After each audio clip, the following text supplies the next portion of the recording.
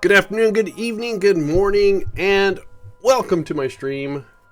We're going to do some Kerbal Space Program. I guess it would help if I had Kerbal up and running. Alright, let me check my audio here. Oh, I have to refresh, as always. Let me, hang on. Still a little sick. Feeling much better. Let's refresh this, unmute. Always, let me, hang on. Alright, sounds nasal, that's normal. Alright, so Kerbal's coming up.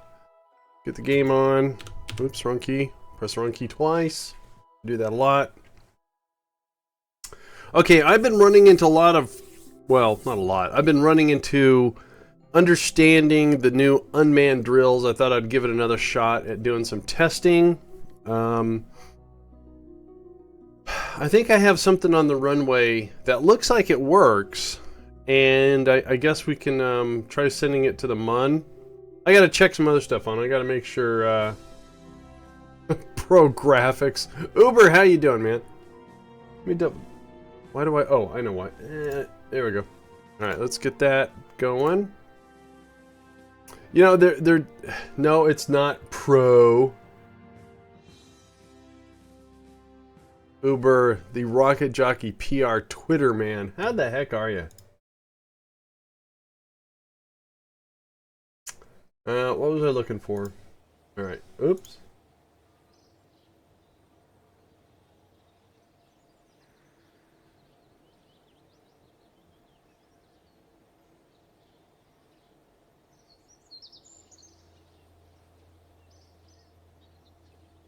Hang on, I'm reading something on the forum. I'm confused. Excuse me. So this is the new unmanned drill setup that I'm kind of slapped together. It's overkill because I'm really confused on what does work and what doesn't work. And I've been all over the forums today. And wow, it's overcast. I was going to say, wow, what's wrong with my graphics? Presumably the mobile processor, according to this kid file, it can push, never pull. The MPU is not a replacement for the full LM. What? Does the MPU only do... So there's a new part. The mobile processing unit. Listen, Andy, you really want to go into this? I'm, as you gallantly said, the Rocket Jockey PR guy. And if I say something in pro, okay, all right, my bad. If it's professional graphics, it's professional graphics. It really is not. But it is. Not really. It is. Okay, does the MPU only do logistics for its output or all resources? All on the craft and with the same constraint? I don't understand. Alright, so what I have here, I think, is... So all 4 drills are running, but minerals full. Alright, so let's go ahead... Oh, I have to recover this. Space Center. I think these new unmanned drills, there's another part you have to include called the mobile processing unit. I don't recall seeing that. But, to be honest, I was more excited about the drills. Alright, so let's recall this. Recall. And let's go back to the SPH. Now, a lot of people on the forums are questioning why I'm using 4 drills. Well, why not? That's overkill. Yeah, so what? So I am looking for... And I did go to Rover Dude's stream after I ended last night. I said, hey, I think I have a problem. And he was very gallant enough to try to take a look at some screenshots, take a look at some stuff. But he kept hitting me with so many questions, and with the chat delay, trying to answer his questions, he asked me how come I was trying to dig up so many minerals. Well, if I go all the way back to when I had all resources coming into my main fabrication just fine. However, I was needing chemicals at a much higher rate. So what I did is I took one of the refineries that was doing just one chemicals. I had the other one do chemicals. So then, so what that does is that increases my mineral need, and I couldn't keep up. So that's when I landed another rover, and with 2 drills, so that way I could keep the minerals coming in.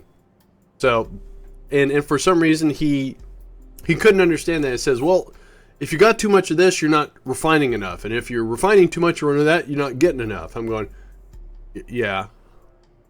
So, anyways, I'm looking for.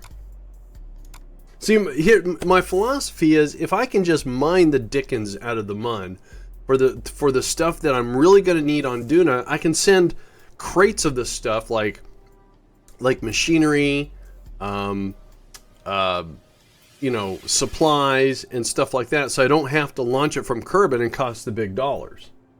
Mun auto drill, Mun mineral auto drill. So, Mun mineral auto drill. All right. All right. Oh no, you go back. Oh, I don't know what I did. Hang on. I don't know what I did. I misclicked. It was a very bad misclick. All right, let's try that again. Mun mineral, Mun base, Mun mineral auto. Okay. All right, so oh, that's terrible. It saved it like that. Really? Oh, there it is. All right, cool. Well, that was lucky. I think this is it. Yeah, this is it. The setup for mineral? Yep, all right. All right, so the one thing that was illuminated to me on these drills, see how they have different separators? So when you look at when you look at the power requirements for the drills,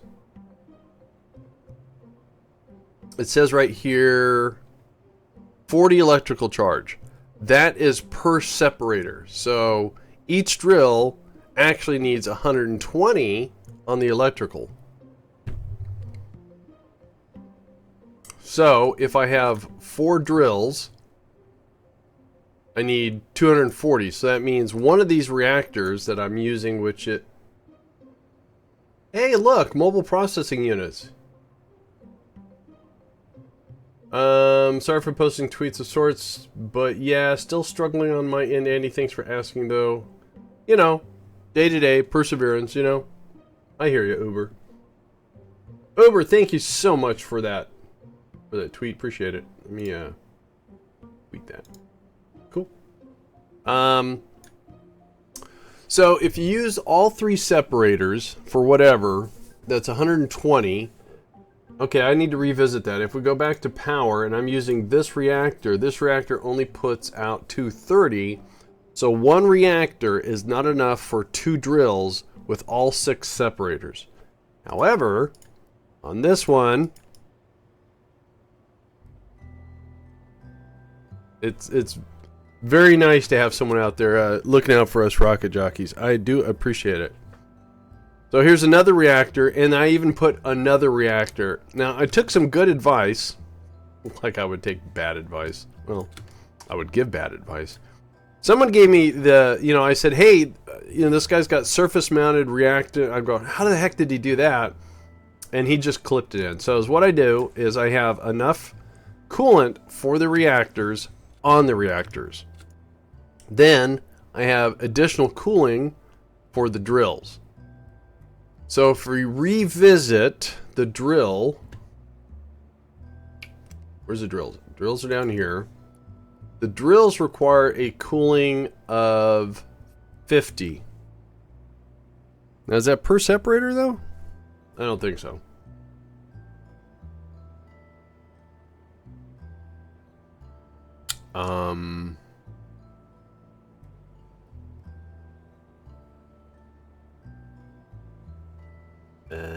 No, required cooling, optimum. How come I forgot how to read this?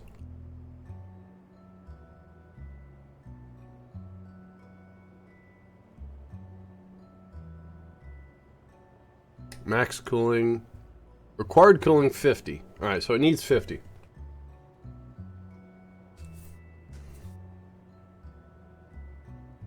The linguistic skills. Get out of here. You. So each one of these drills needs 50 cooling.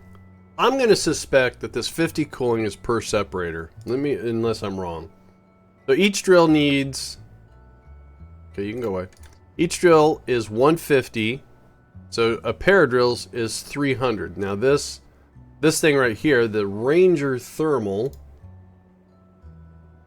does 300. Requires very small electrical charge.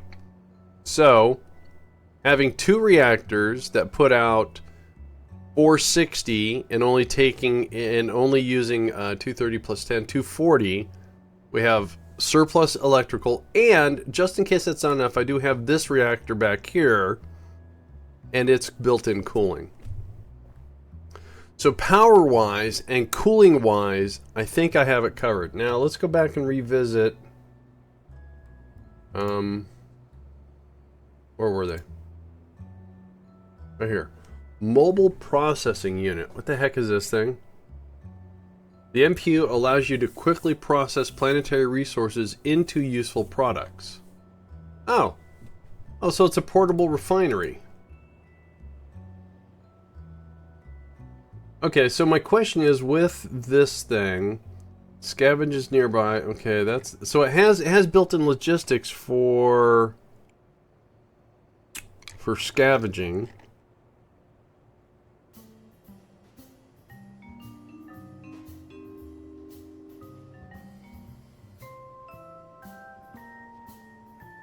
Alright.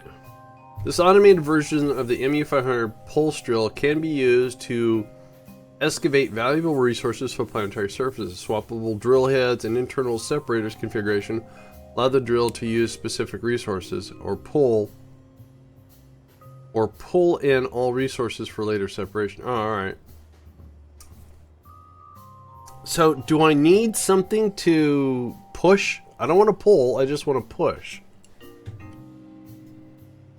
I'm confused. So the mobile processing unit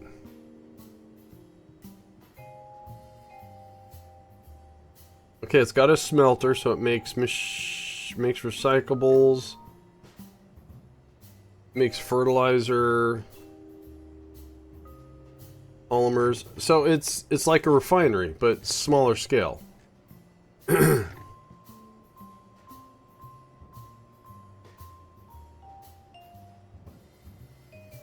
So the MPU allows you to quickly process planetary resource into useful products. It may be used on its own or used to boost productivity of Tundra-style refineries.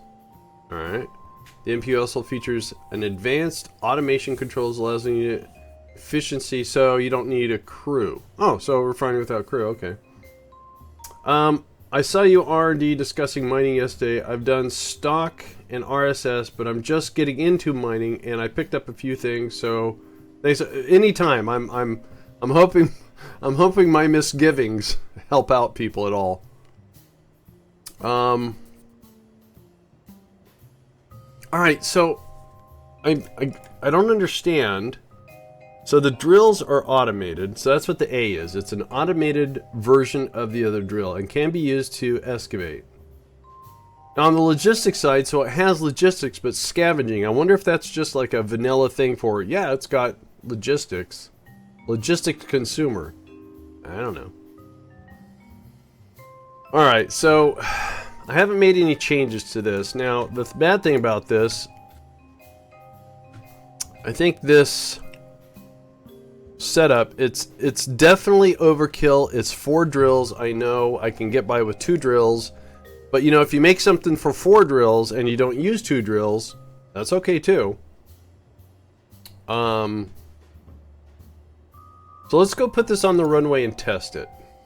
The one thing I don't know is if it's automated logistics.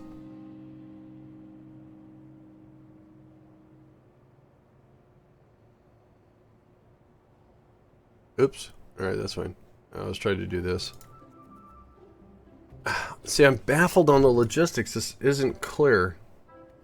And this doesn't say... This is a refining. Am I missing a piece? Did he add some more new stuff that I'm not seeing? So, what I'm trying to do is get away with... Alright, so there's that logistics statement. Scavenges nearby warehouses. Oh, wait a minute. Does the drill say the same thing? Where's the drills? Alright, so I didn't read it all. Scavenges nearby warehouses or more distance... No, that's scavenging. I don't get it. I don't get it. Where was I? But this says the same thing. I can get it to click. Scavenges nearby warehouses or more distant piloted. Power coupler. Resource distributor distributes resources to nearby vessels. Pilot required.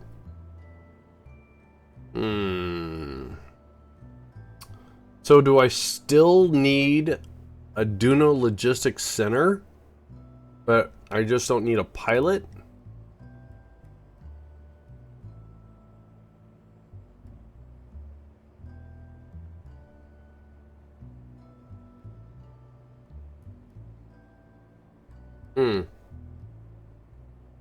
Alright, well...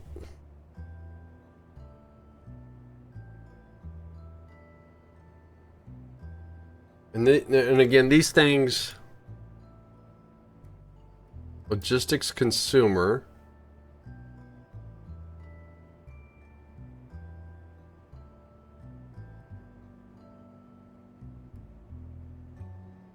Alright, well...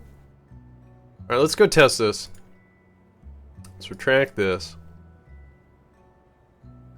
Now I've got an inflatable for minerals. And I'm not looking to pull anything here. I'm just looking to push the minerals. Alright. Make sure we don't have a crew. No crew.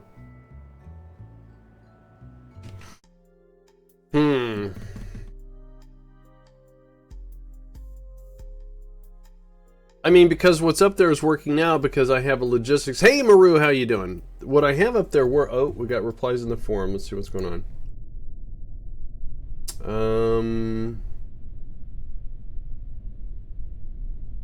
No one's answering my question. All right, let me blatantly ask here. Since I am confused still. Ray Space, how the heck are you doing, Ray? In regards to the new automated drills, do I need an MPU to push the resources? I forgot how to spell resources. O-R-S-E-S. Alright. I see my rover is moving. Alright, so that's fine. Oh, wait a minute. Ray Space, let me give you a shout out, dude.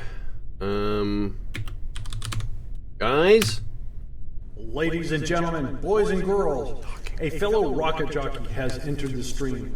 Please click the supplied link and give them a follow. Give them a follow. This is not a command. Come on. Just consider it. You can do it. A moral imperative. And no. You have made the correct choice. Yes, Ray Space is a fellow rocket jockey. Rocket jockeys are peeps that stream sci-fi related stuff, space stuff, rocket stuff. I do KSP not because I don't know anything about rockets. I really don't. This is proof positive that I don't know. That's a bug. I thought they fixed that. Oh well. Give him a follow, fellow rocket jockey, streamer. Alright, so here we have a rover, an overkill rover. Now, if I didn't have these additional drills, I don't think I could still run 2 drills and the radiator panels and the thermal. I'd have to have a smaller reactor. I could probably tuck one in here. Anyway. That was totally wicked! Ray Space with the host. Thank you for the wicked hosting. Alright, so let's put our little feets down. Get our landing gear up. I prefer hosting KSP when I can. Well, thanks, Ray. Appreciate that. Alright, let's go ahead and get these deployed.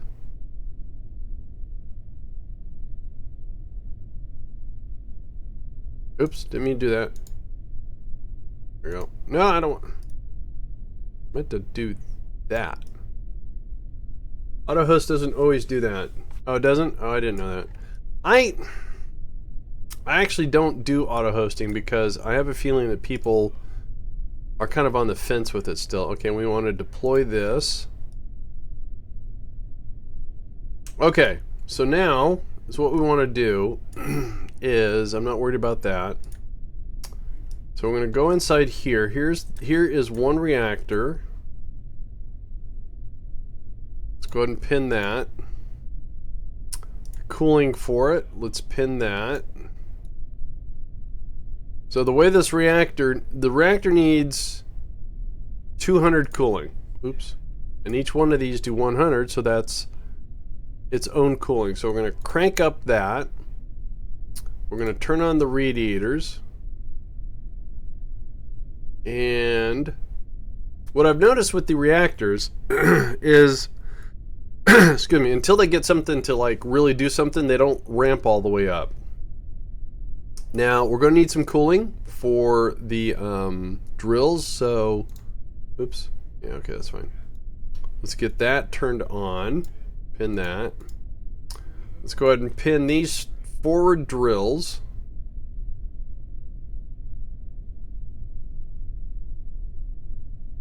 Alright, and let's start up one mineral drill. And it's funny, they already warmed up for some reason. I have no idea why. So I turn on one, you can see it's ramping up the core temp. Let's hold this down here.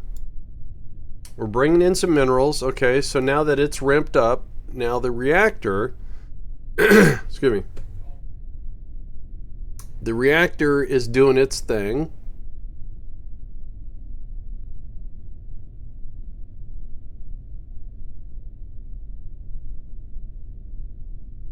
Slowly but surely. Excuse me.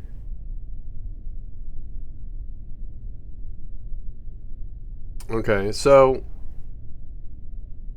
it should be okay.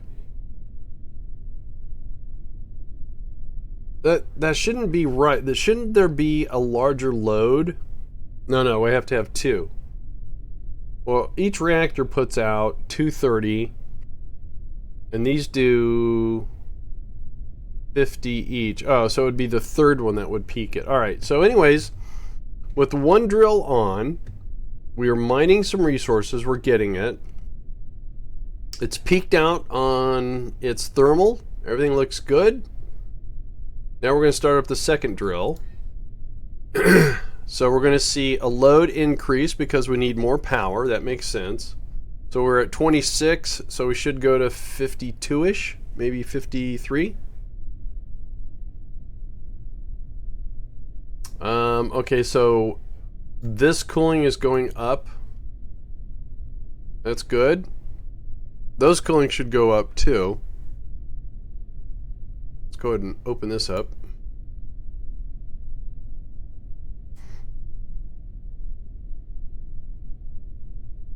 So we have another cooling here, and then I have a redundant cooling here.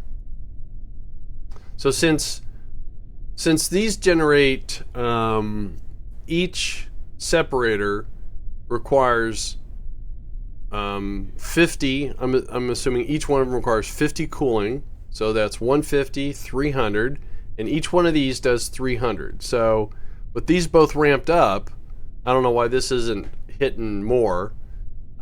With the reactor all the way up, I have no idea why this cooling isn't maxed out either. So numbers don't really add up, I guess. I don't know. Yes, only MPUs can push. Built-in drills do not. Okay, so we need to go put an MPU. Alright, so Rover Dude answered my question. So before we get any further, to revert this, we're just going to slap an MPU right to the top. Because if... So the drills, even though they're automated, they have logistics built in for scavenging, but... Alright, so all I'm going to do is I'm just going to place this right here.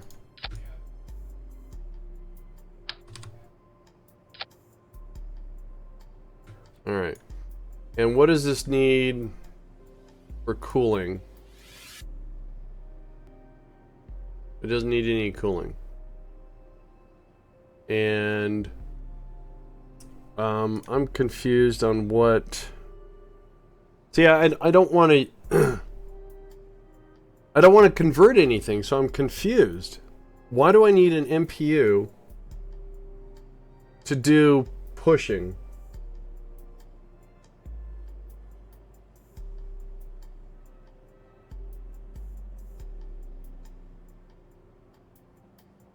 This whole unmanned thing I don't think is going to work out for me, because all I want is unmanned drills and I want to push resources.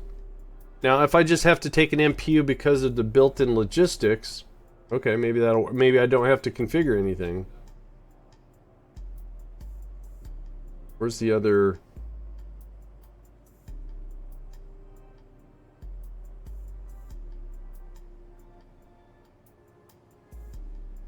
Again, I don't understand. How would I know? Alright, so here's an MPU. If it just sits there, is it going to work? Or do I have to turn it on? And then if I have to configure it to something... See, I'm not collecting any of these things. Wait a minute, what was the... Metals. No, I'm not doing metals. Chemicals. If I turn it on for... Whatever, I don't get it, Rover Dude. I don't get it. It may seem simple to you guys, but I don't get it.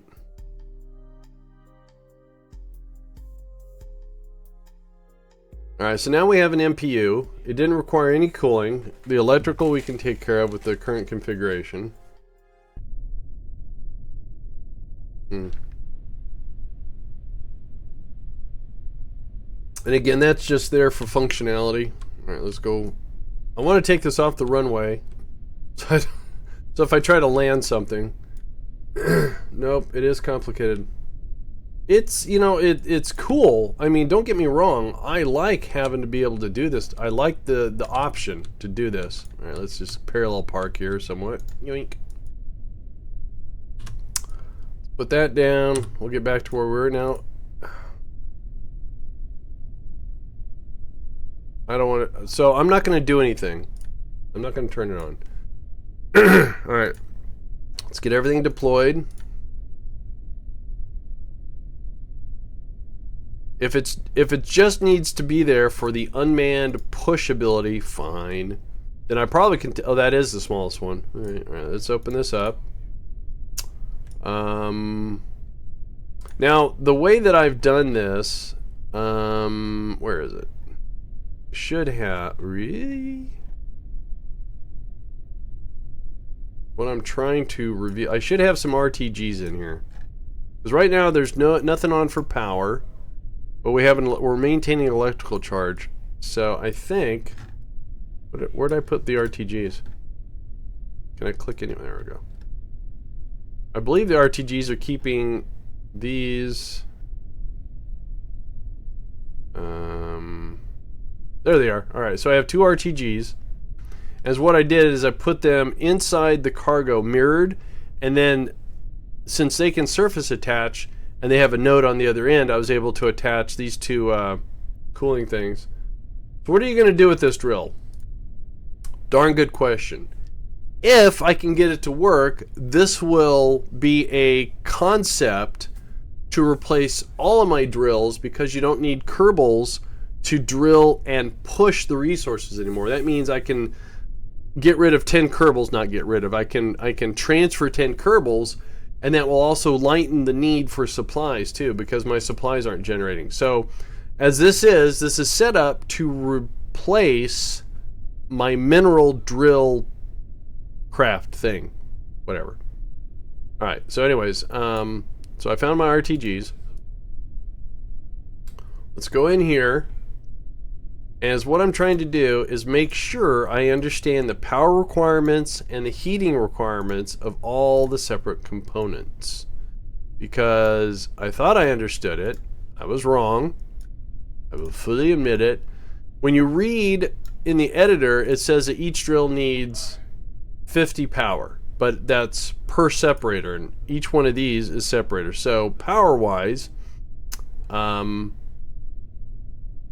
I didn't have enough, so that makes sense. But now I have two of the same size reactors that put out more than enough, and then I even have a backup reactor just in case.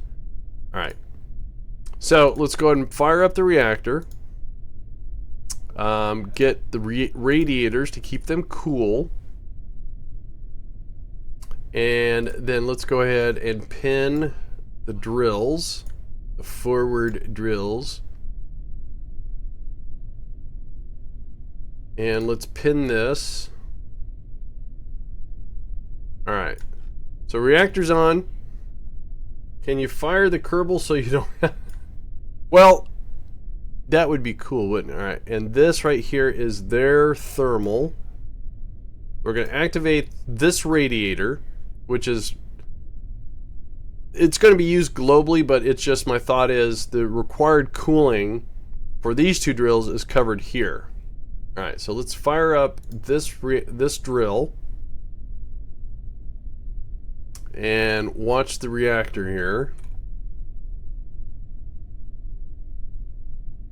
All right, so now it starts to go a little nuts here. Well, I can fire the Kerbals, but I have to move them out of the area. And with life support, if I just take them out of the building, they'll starve.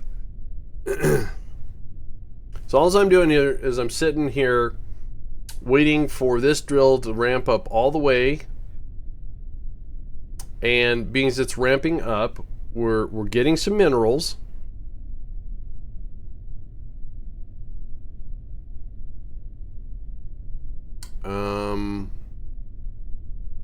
Okay, that seems about right.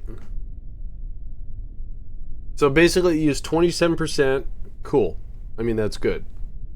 We have some heating, so now let's start up this one.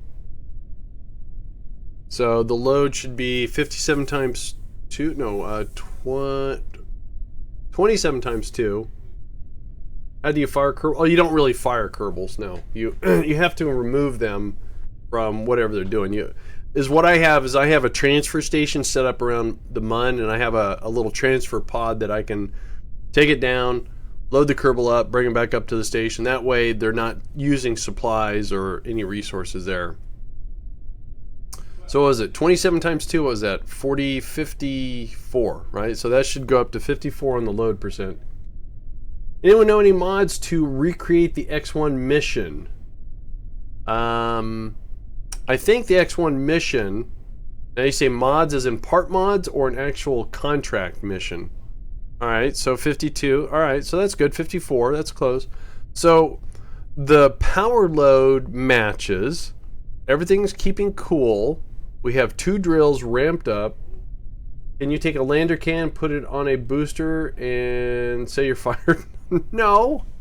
That would be mean to the Kerbals. Bad attitude. Alright. So cooling is good.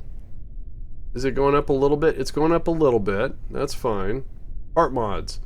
No, the one thing is for me, I want to keep my part mods at a minimum, because each time Kerbal gets changed, gets upgraded, bug fix, whatever, then you're at risk of your part mods not getting updated in a timely fashion. So there are a lot of really cool part mods out there, though. I'm just waiting here. So the reactor's good. The cooling is good. This is still going up, which is fine. We're still doing resources. This is good. All right, so now is what I'm going to do is I'm going to fire up another drill. We're going to put this one over here. And we're going to put this one over here. So I should be able to fire up the third drill.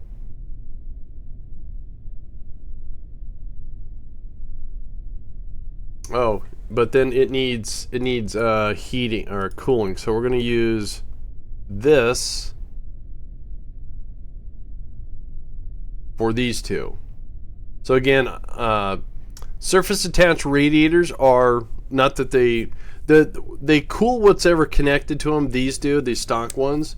These actually cool up to 4 parts away. But the way I'm kind of got them segregated here is that this one is for those, but it doesn't have to. It can take the heat from the reactors and keep those radiators cool as well. But the test here is that when this ramps up, this is working. This is working. So I have 3 drills running off of 1 reactor. If I fire up the 4th one, that reactor is going to overheat.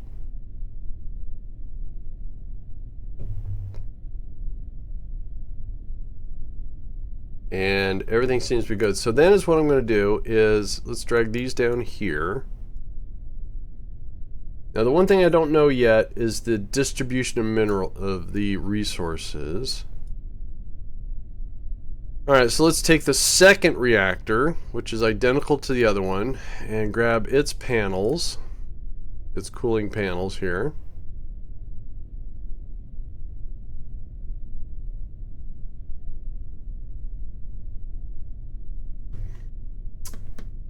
And is what we're going to do is we're going to fire up this reactor.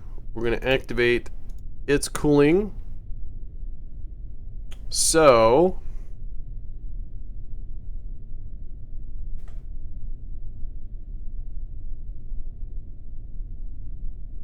again, we have 3 drills running at 100% efficiency. We're mining the stuff. Now, being that we haven't filled this up yet, I don't think we're going to see any minerals. No minerals in Kerbal yet. All right. All right. So just waiting for this reactor to settle down a little bit. Now, again, I have some additional cooling just in case.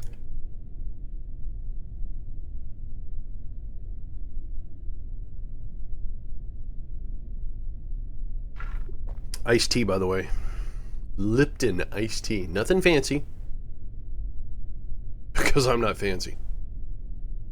So what I think here is what should happen. This makes sense to me now that I know the power and heating requirements of these. I'm just going to wait for this to peg itself out. So it's interesting how this has a load. Maybe it's the panels. I don't know. Sweet or unsweetened? Sweetened. I'm unfortunately I have a big sweet tooth, so yeah.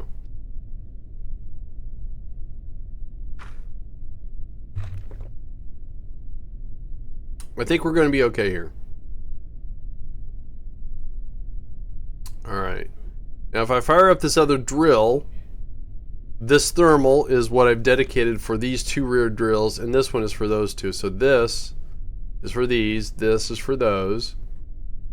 And I'm going to go ahead and fire up this drill.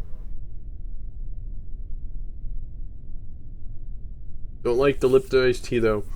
It's, you know, I've grown up with it. I've drinking other teas before. You know, they're fine. It's just that I have one of those Mr. Coffee iced tea makers, so. Alright, so this is taking a little bit longer to ramp up. So we should get a 100% load. This should not shut down because then the load should transfer to here. Okay, 100% load. This is ramping up.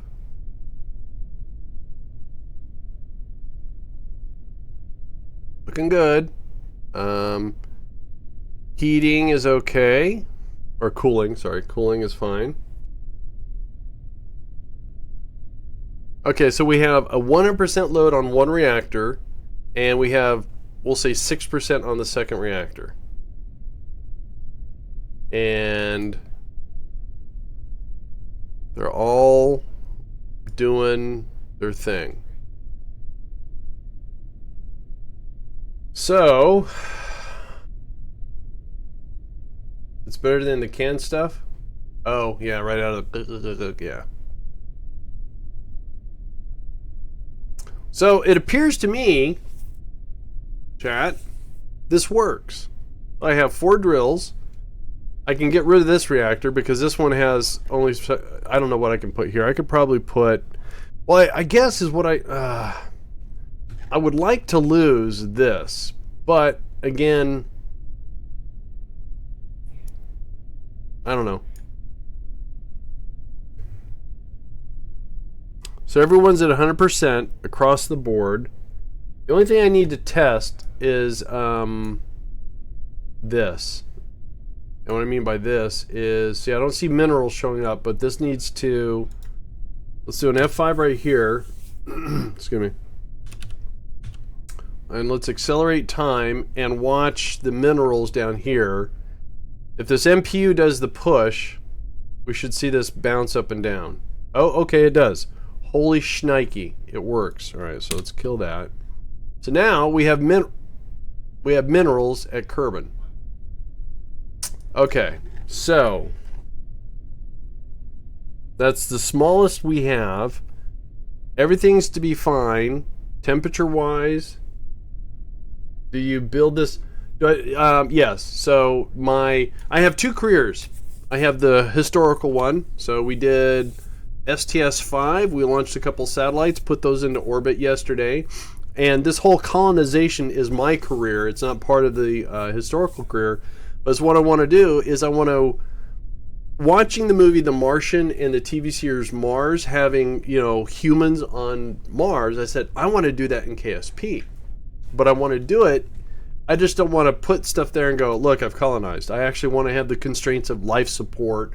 I want to make a self-sufficient, you know, planetary impression.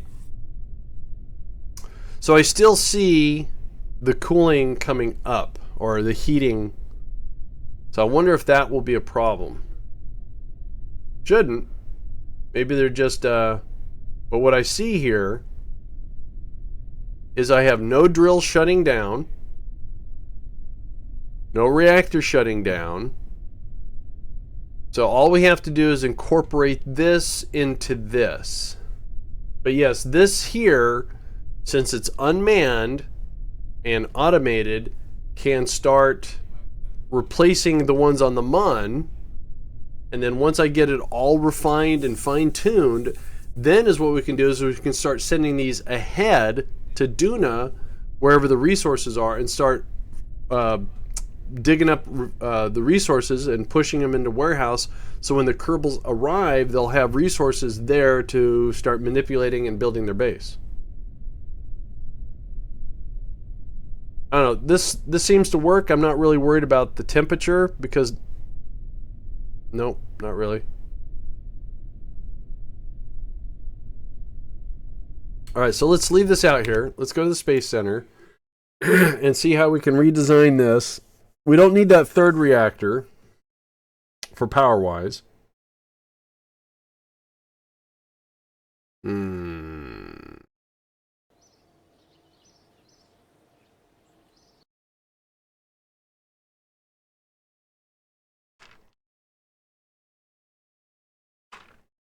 Because if you can have drill sites that are automated and unmanned, that means, you know, less risk of Kerbal loss of life, I think. All right, so that worked. Rover Dude's probably getting tired of answering my questions. So we don't need this reactor. Let's go ahead and pull that out. Let's do this. Let's put this up here. Let's grab this. Put that there. Put that there. Let's go in here and pull these guys out. Where's the RTG? Alright. Put that up there. I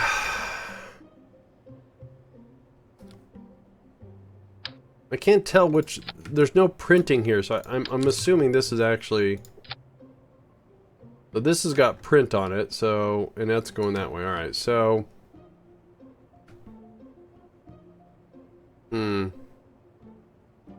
Alright, so this is going to look hideous. We're going to put this there. And we are going to slide halfway, just in case I have to get to this and do something. See, the radiator panels are there, it's fine. Okay, so now let's grab this. Go mirror. And I'm gonna put... Okay. That's not cooperating.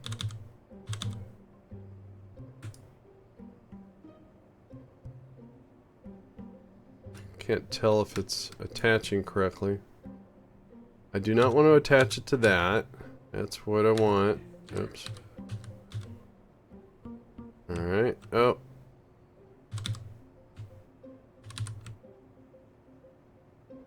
Alright. Let's do this the other way. Let's grab the RTGs separately. And... surface attach them.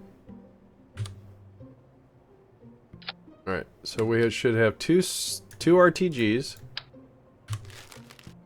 Then let's grab the cooling and attach those to... Oh, no, no, no. Where'd that go? Oh, there it is. Little panic there. Little bit of panic. Oh, Christ. I don't even know what if I'm... Hang on, I can't figure out what I'm doing here.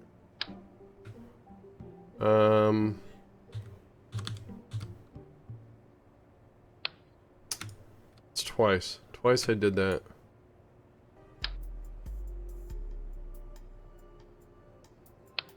Okay. Fourth time's the charm.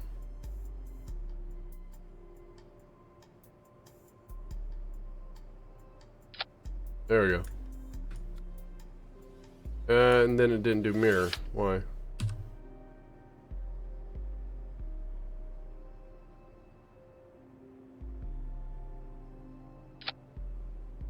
Alright. So what I did there is I used the surface attachability from the RTGs so I can attach them on the inside, and they give you a connection node so I can attach... Those are upside down. Flip those. Wait, no, they were right side up. I don't know what I was thinking of. Alright, my bad. My bad. Alright. Alright, so now what we're going to do is we need to... First of all, before I move anything, how is my center of gravity? Is that the center? It's kind of the center.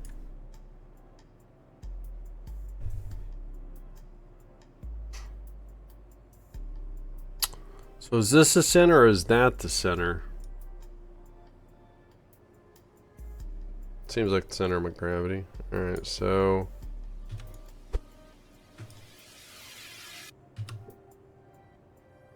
Alright. Alright, so what we need to do is... Oh, no, I didn't want to do that. Alright, let's do this. So we're going to bring these down, and then in, then in some more. Alright, now let's see if we can close the door. Okay. How much space do we have in there?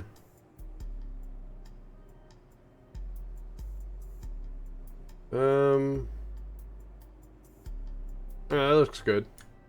That looks pretty darn good. Alright. Our center of mass is right there. I want to keep our probe core right on target with it. Okay. Alright,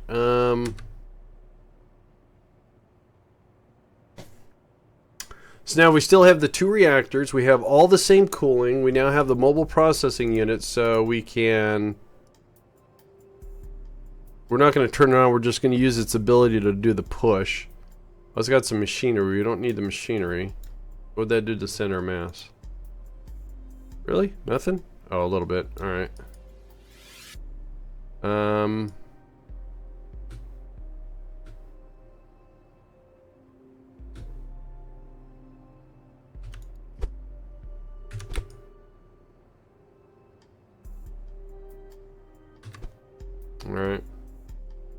I hope it doesn't need the machinery. Alright, let me keep the machinery in there.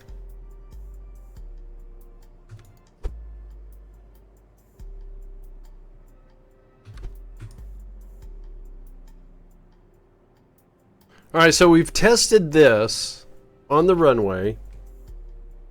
The only difference is that we pulled out the 3rd reactor. We replaced it with the smallest MPU, I think. Yeah. So that's the smallest MPU. And then, oh, like crap.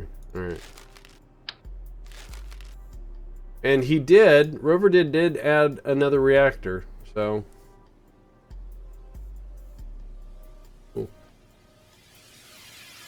So, we went from having this size of a rover to this size of a rover only because I want 4 drills. So we need the power, and I don't know of a... I mean, I could put the reactor here, but then the MPU would have to go somewhere else too. MPU, PU. So, might as well just stuff it in the cargo bay.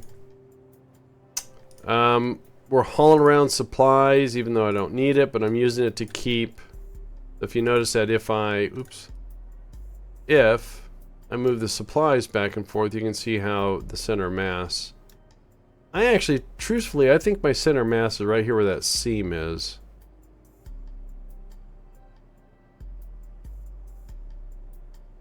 I think that's where the center mass is.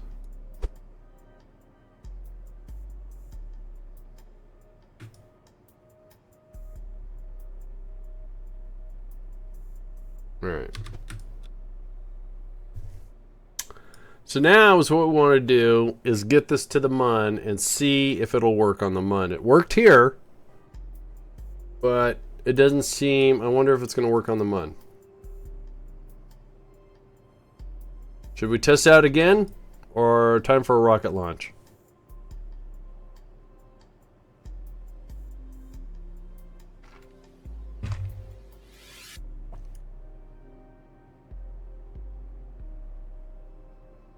I think it's time for a rocket launch.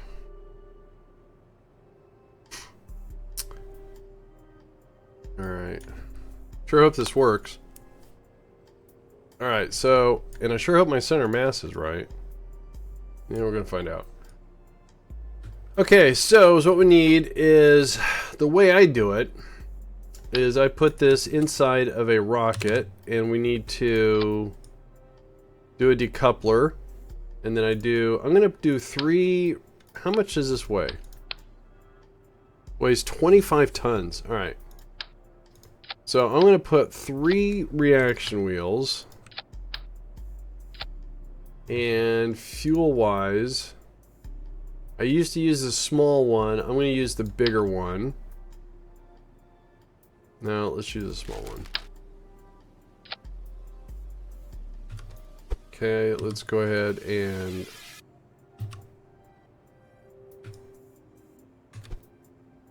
don't need to worry about battery because we have RTGs. Okay, landing struts. We're going to use the wide landing legs that Rover Dude provides. Like them a lot. Okay, and we're going to put them right here.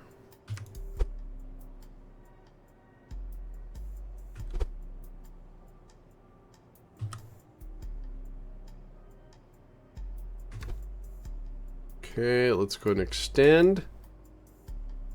And if we put this on the ground, we need to slightly rotate.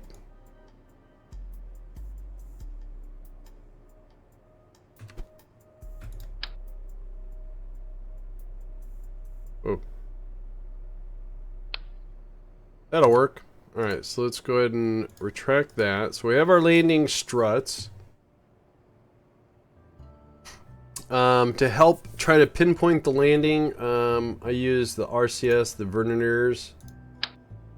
We're going to grab these.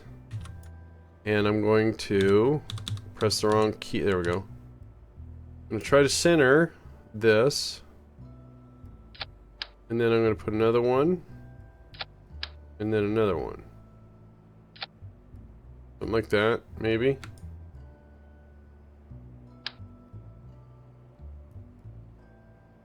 Can't tell where the center is. It looks pretty centered. But I just want to be able to have an impact that when I'm trying to move from one side to another, it works. Alright. Oh, you know what? I need to put one out here as a marker. Get my alignment. Right. So this one's going to go away. We're just using it for alignment here.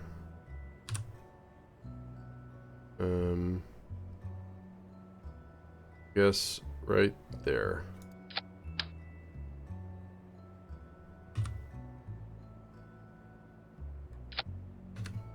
Cool.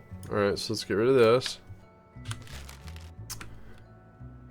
Alright, now we need engines. So I like to use the thuds or something like this.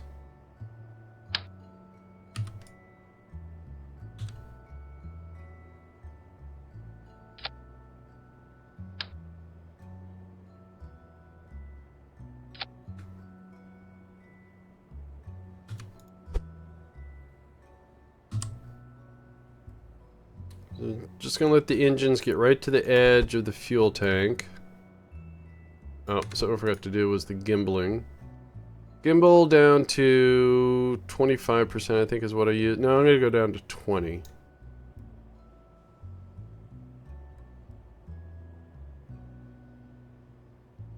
Alright, so that should do both sides, right? Gimbal, sweet, alright. Alright, so we have landing strut, which hits before the rest of the mass. Oh, and these will be up.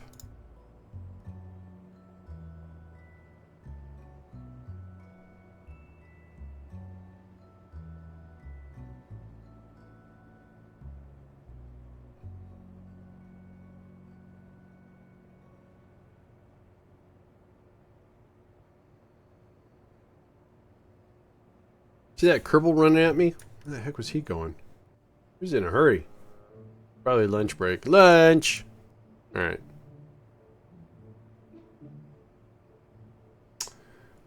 Is what I want to do here is I'm going to switch the route. Oh, wait, not that. Switch route to here. And I want to, close this. I want to make a sub-assembly out of this. I think I have an older one, so I'm going to overwrite it.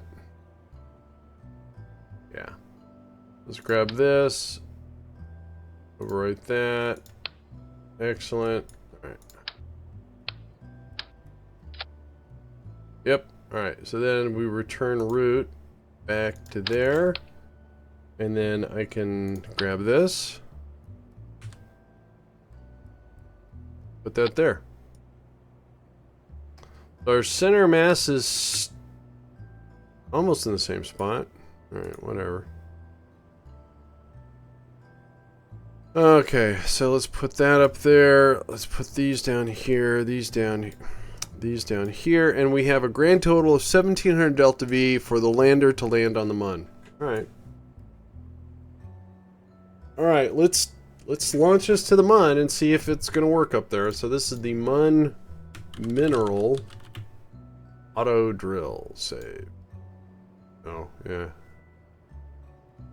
Alright, so let's go over to the VAB. And I have a couple sub-assemblies for a lifter for this. So it shouldn't take me too long at all to get this up and running. So go here. Catch my noggin. Ooh, take a swig of tea.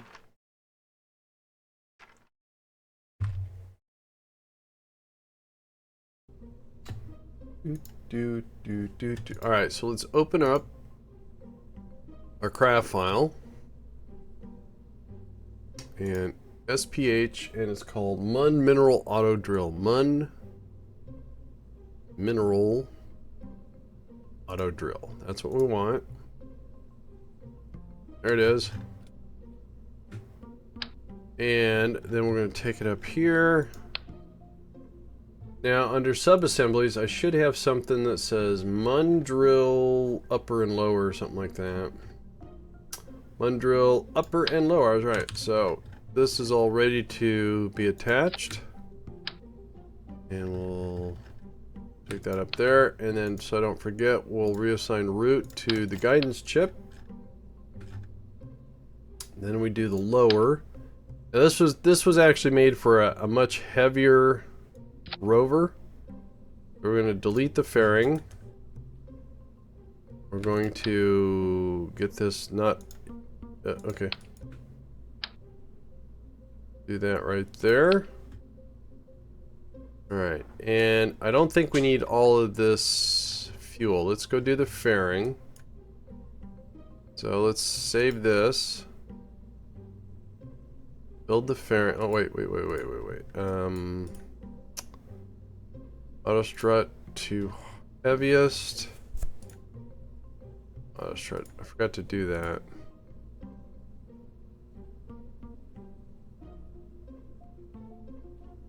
Alright. Alright, let's go ahead and build the fairing. Because the fairing, believe it or not, is actually, it causes, well, more fuel because it's heavier. I mean, it adds mass is what I'm trying to say. I want that. Let me build that. Alright. Go with that one. So we do this so we maintain some aerodynamics.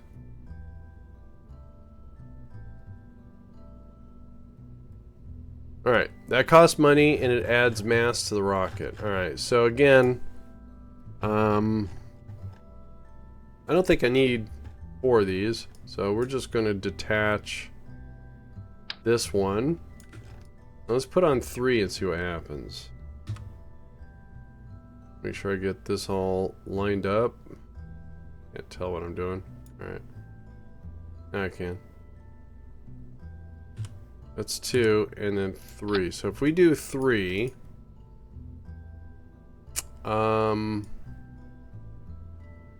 looks like we don't need 3. Looks like 2 would work just fine. See here.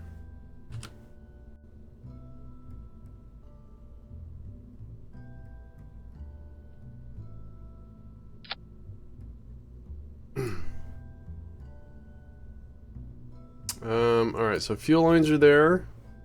Little slow off the 4066. That's a little shy on the Delta V.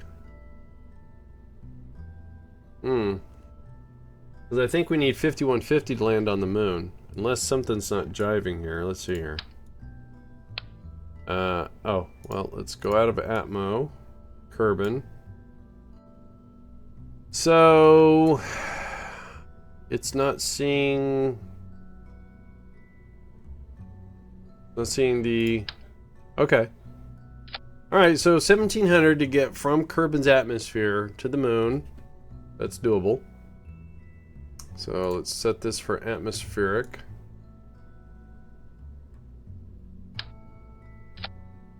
So we're coming up 400 Delta V short. That's what we can do. Since we have the thrust to weight ratio here, we can add some more fuel. We'll go to the fuel tanks. And let's just add a small one. 31. Alright, let's add a medium one.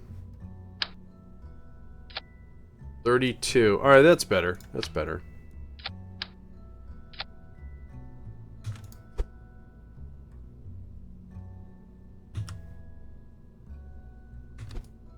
Alright, so what I want to do is I'm going to take the current separatrons and we're going to modify them ever so slightly. So, okay, I'm going to put one up here, leave that one there, leave that one there. This needs to flop around. Oops. Alright, for some reason this one over here disappeared.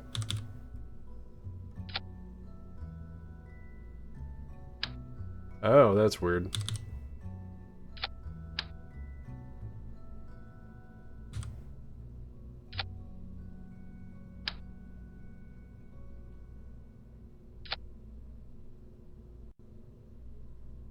Alright.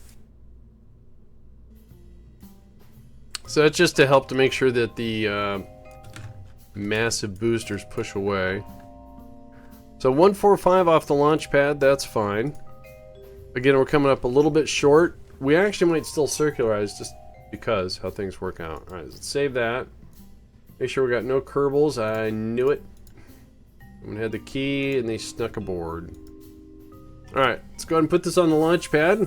Let's launch it towards the mun. So again, we tested out this whole rover on Kerbin. Got all 4 drills. We saw the minerals being pushed, so we know the thermal and the electrical and the logistics work on Kerbin. I have proof. I have a recording.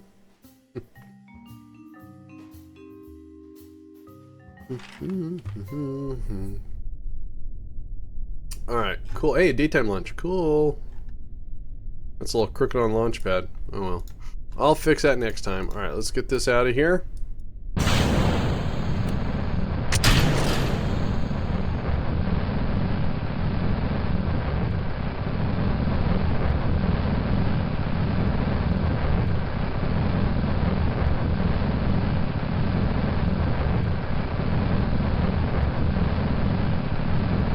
Evidently, I put my boosters not on that straight. No, I didn't. Alright, that was my bad.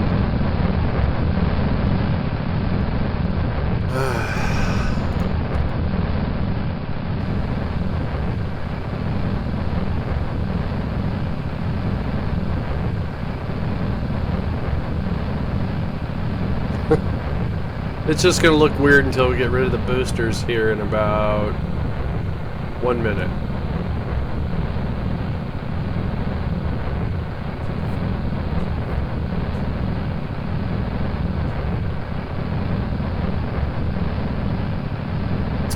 Alright, this is a fairly proven launch lifter craft. This is a new rover. I'm pretty sure my center mass was on. See, if the center mass isn't pretty close, that means my landing is going to be lopsided and rough.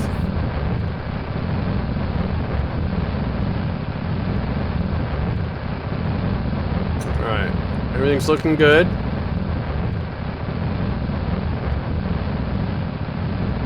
Alright, getting ready to stage.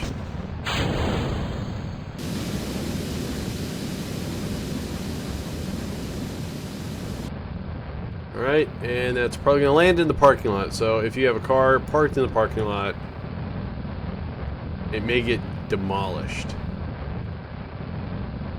Alright, let's go ahead and get rid of the fairing at this altitude.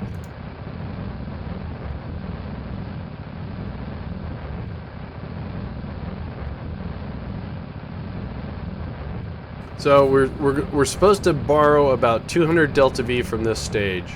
Let's see if that pans out.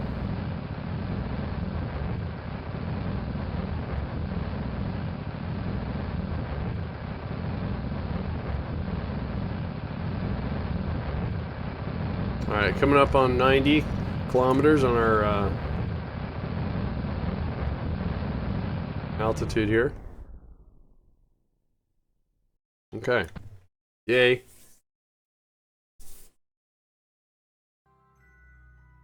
Alright, so we need 983. So we're going to borrow 40-ish. Okay. A lot better than 200.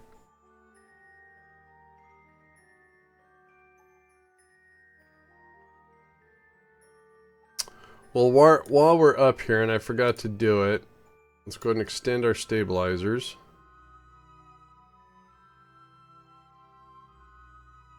Oh, gotta wait for time warp to finish. It's done.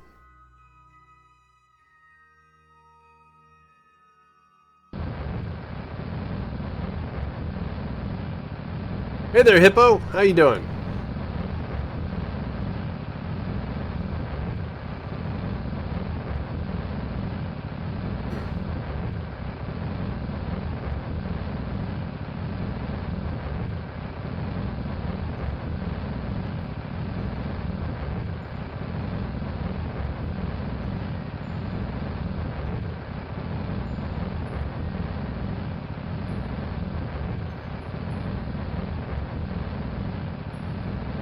Alright, so this rocket, this burn here is going to get us orbit around Kerbin.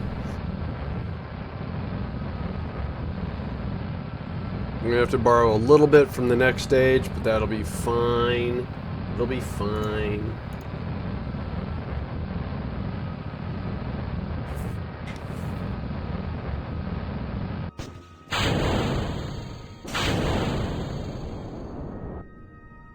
Alright. What am I trying to do right now? Well, this is a replacement rover, hopefully. It's an automated, unmanned mineral resource. Sumo Deluxe, how the heck are you? Let me give Sumo a shout out there. Sumo, there we go. Sumo Deluxe also streams KSP. He's got mini rockets, mini planets. And he is doing a historical career as well, and his own career, which is to put rockets in space. Alright, so let's go ahead and send this to the MUN. And let's go ahead and create a node. And then I've been saving myself a step here a little bit. And not doing a mid-course maneuver. So we're just altering. This does not need to be that high up. Let's put it at 40-ish. There, good enough. All right. So 852 is our burn. We have 1800. So we're going to have Gamer Circle. Did you install all the MKS individually or the Constellation pack? Start passing a kidney stone last night. Oh, that's not cool. Not cool at all. I'm really sorry to hear about that. When I was in the service, I knew some chaps that had kidney stones. Flip up the MKS mod installation. I installed the main MKS and life support. That was it. I don't know what the Constellation pack is. And someone followed. Hippo, thank you for that follow. Appreciate it very much.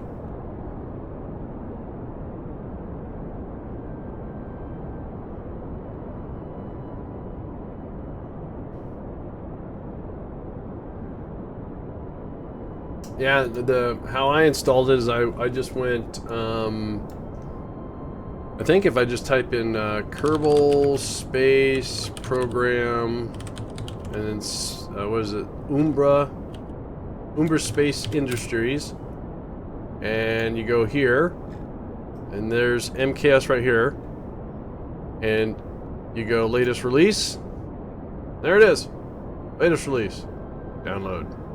And that has got everything. And then I installed separately was the life support, wherever that is. That's in there. There it is, right there. Super Brute, why you so sad, pouty face? All right, let's get this F5'd here. I don't know what I was going to say. Let's get this going. All right. So this is on the way to the MUN. Alright, 36 is fine. So we're going to click here, get an orbit. That's going to cost another 265. This is going to be a tight landing. I'm going to have to alter the lifter on this. But again, everything here tested fine on Kerbin. Look over there. Ooh, Sputnik 2. Constellation plaque includes everything on the page. Really? Is that on his page?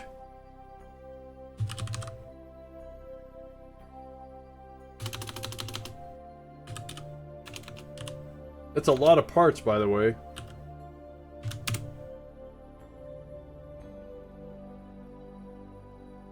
I don't see him offering a Constellation download. I wonder if someone put that together. All right, let's get our orbit around the Mun. It's on. I was just on the GitHub. Did I peruse by it? Up top. All right, so I'm at Umbra.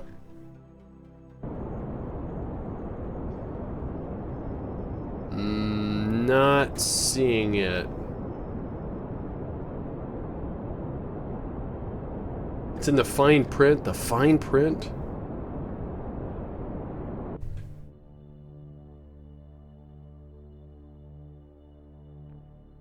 I see that. Is it? Oh, okay. All right, I see. All right, no, I did not go that route. I see. Yeah, it's in the fine print. Good call. All right, so let's do an F5 here. I pressed F6. What does F6 do? I keep hitting F6 because I'm blind. We are going. There's the mineral site, so that's our target. So let's go ahead and do a retro burn and slow down. And again, we have 695. So we're gonna pull this, get this slightly aligned. It's gonna cost 303, so that's gonna cost half the fuel we have in our current stage here. Sumo Deluxe has a sad monkey. Okay, monkey should not be sad.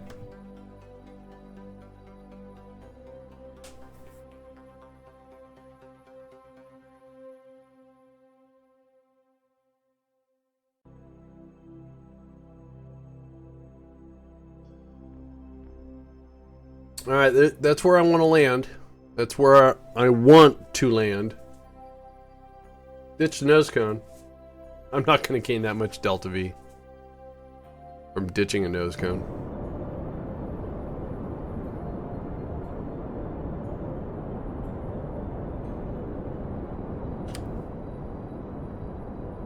I mean, it's funny, in some of the launches I do, I actually do put a docking port up there and get rid of it. But it does weigh some, so yes, it does take some Delta V. Absolutely correct. Alright, so how are we doing here? We have 392. Let's do another... okay, wait a minute. Really off target here.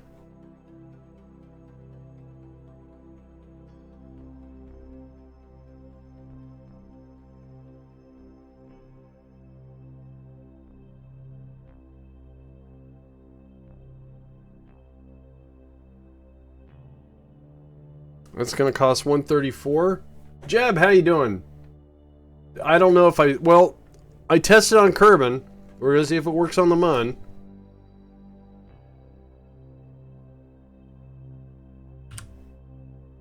It's a brand new rover setup. This one has the MPU, the mobile processing unit, which I didn't have on the other one. So even if it would have worked, I wouldn't have been able to get my resources into the hub.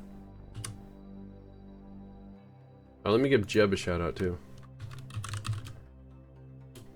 Check out Jeb's. Oh crap! Crud! Auto. There we go. There we go. All right. So it looks like we're lined up a little bit better. We got a little bit more fuel, so we can use this to slow us down a little bit.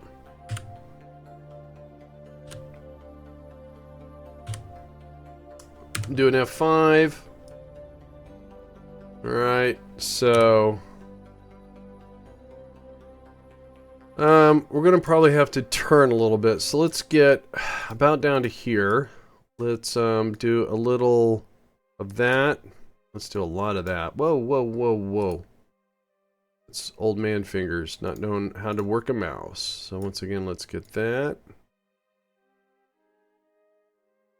And let's put on some brakes. Do that. 90. Oh, we have plenty of fuel left. I thought we were going to come up short here.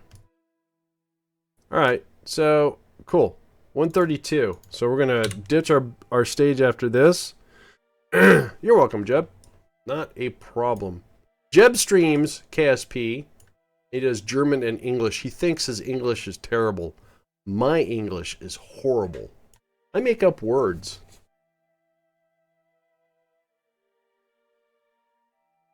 And they don't make any sense.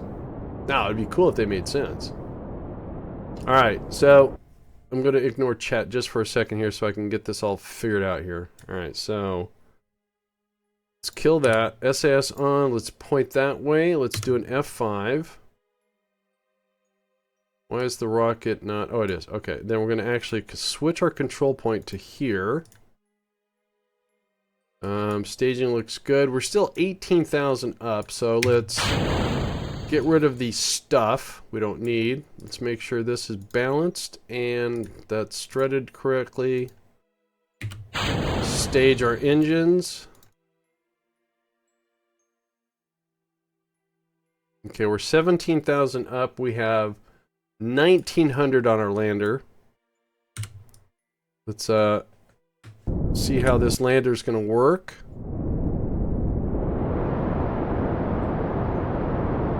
We're not quite holding... Oh, we are. Okay, okay, that's good. Oh, alright, that's good enough too. Alright, so... nighttime launch on the Mun. Again, we're 14,000 kilometers up. We're not generating any electrical, but it looks okay. It looks like the RTGs is giving what we need because I do have 6 reaction wheels in here, so when I do any moving, it's going to pull on the battery, which I don't have any. Well, wait, do I have battery storage? Well, there's some electrical charge there. And then, okay, so we're good. All right, let's see how we're going to land here. Wow, that's actually pretty darn close. So I'm going to use RCS and see if I can't... So, uh-oh, what's going on? So we're 10,000 up. We're falling at 146 meters per second. And we do have some forward horizontal momentum that I want to kill off here. So right now, I'm just using some RCS to kind of get us better aligned. And then I'm going to start... I want to start bleeding this off as much as possible.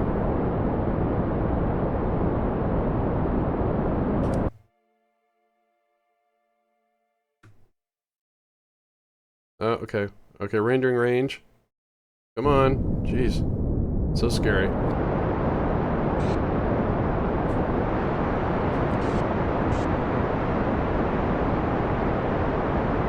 Alright.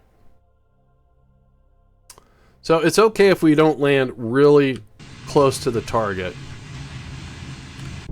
Because we're a rover. Okay, I don't need this. We're staying pretty flat, that's good, but I'm going to help do it this way. Whoop, alright. It was almost too much. But I do want to try to get us fairly close.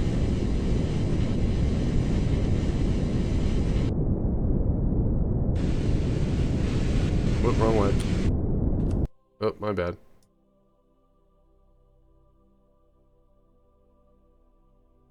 So there might be already an automated drill here. Yeah, that's an old one that doesn't work.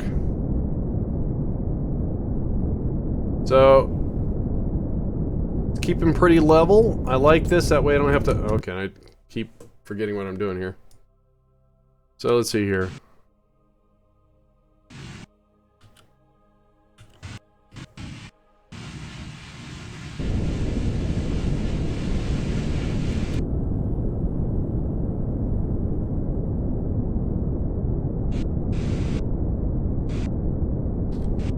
Sure hope this works.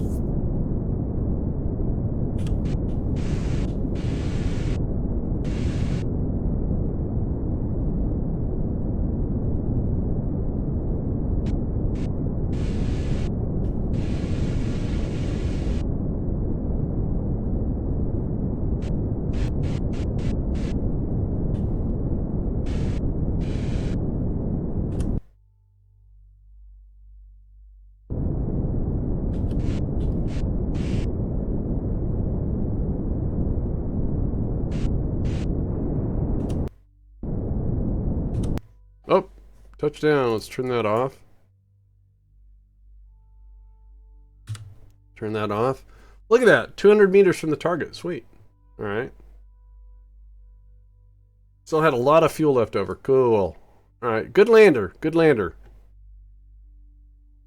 All right. So what we're going to do here is we'll do an F5. And for that. And let's put the gear down. Turn on the lights. And we're stage. Get rid of all that stuff. We want to say control from here. Put on the brakes. Now, whoa, whoa, whoa. Okay. It's like parallel parking on. Whoa. Okay, careful. Let's not accidentally explode anything, shall we? Alright, so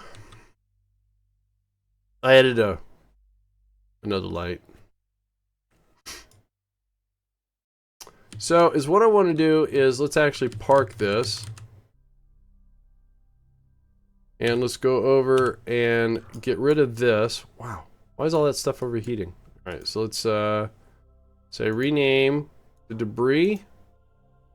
And then what we're going to do is we're going to go to the transfer station. Go out of physical or physics range, rendering range, whatever you want to call it. And then we can go back to the mineral auto drill rover. And the other one should be gone. Yep, it was a waste of money. This testing is really digging into my surplus. Alright, so that one's gone, yay. Take the brakes off. And we're going to pull this right to the same spot.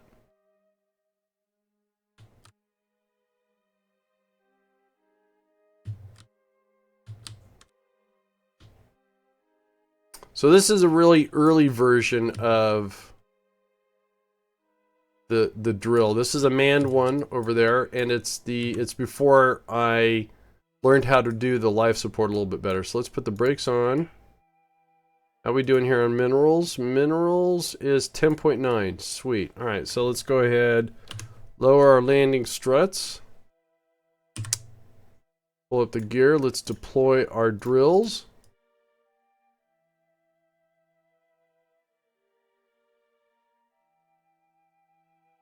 Let's go ahead and deploy our inflatable storage. All right.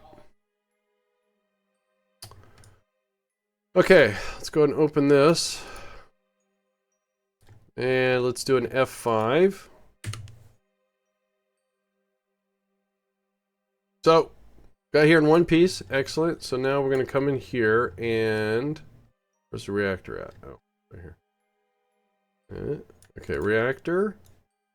Pull you out. So we're going to do the same thing that we did on Kerbal. So we're going to pull the reactors out, pull its cooling.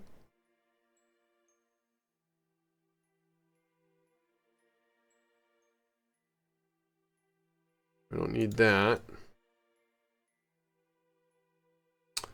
We'll start the reactor and we'll activate its cooling.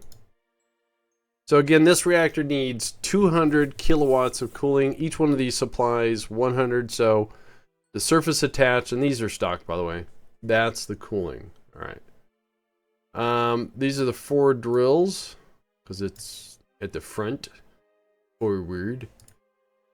And we're going to pin these up here. This is the cooling for those guys. I'm going to pin this. The reason why we see minerals is because we're seeing it from the other drill site. So pin that. All right, let's go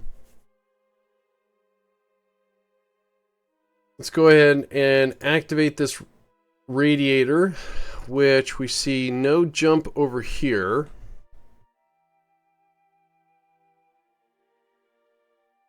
All right, let's fire up 1 mineral. And as soon as this gets to a certain temperature, then... Okay, so that's just like it happened on Kerbal. Hunter Games channel, thank you for that follow. Appreciate that very much. Okay, that's different. That should not be 100% load. That should be 25, 26% load. Why is that? That's different. So about 30 minutes ago, and now we have insufficient power, and it's shutting down the drill. Bug. So is there something different with the MUN? I see Rover Dude streaming. He's not going to pay attention to me. Alright, so...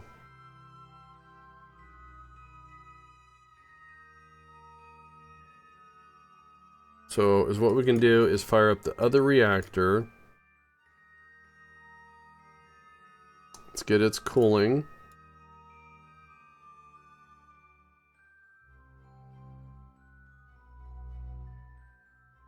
So we have 2 reactors online.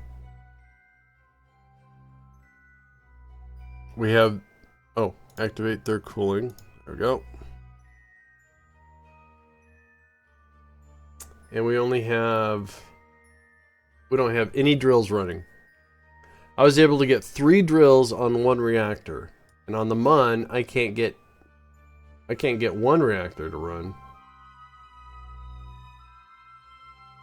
Look at that. Both reactors are pegged at 100%. And I bet you anything we're going to lose power. Oh, wait. Okay, that one dropped down to 75%.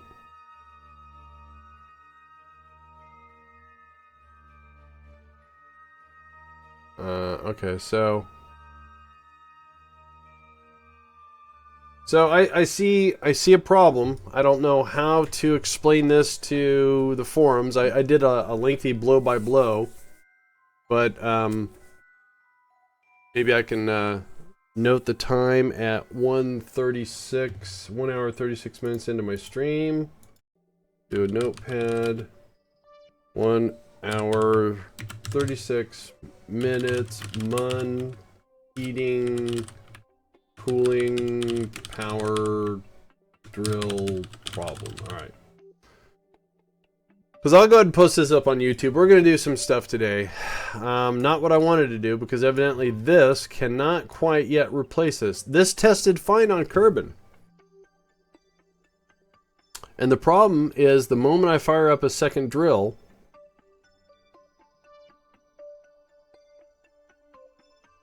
that reactor is going to go to 100%, and we're going to see insufficient power. So the reactors behave differently on the MUN.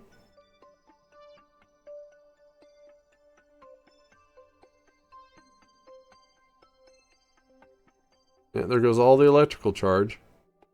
Insufficient power.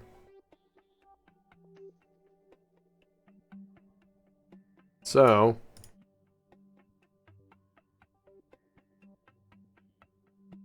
problem. So did it shut down both drills? No, this one's still going. I don't get it.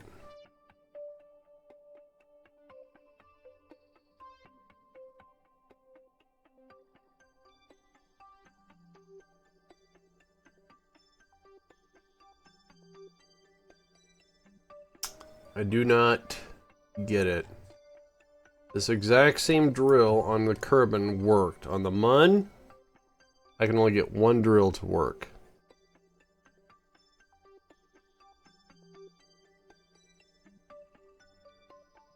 It was a great landing, though. That's a good thing. So the cooling is fine. So the problem is, this should not be a 75% load. This should not be 100%. You know, that reactor is going to shut down. We're going to get insufficient power here. There goes the electrical charge. Boom. Not enough electrical charge. Alright, now there's enough. Alright, so hopefully I can point people to this this YouTube recording, and they can point out what's wrong because this worked on Kerbin. All right, so we'll do an F5 here. We're going to leave this here, and I think we have something historical to do. Let's go see what it is and see what it looks like. Look it up and see if we can make it, launch it, and do whatever we're supposed to do with it. I don't know. Did I update the mission statement? I did. Okay, so we're doing something called oh, that's an infrared something or other. All right, so let me look that up. IRAS.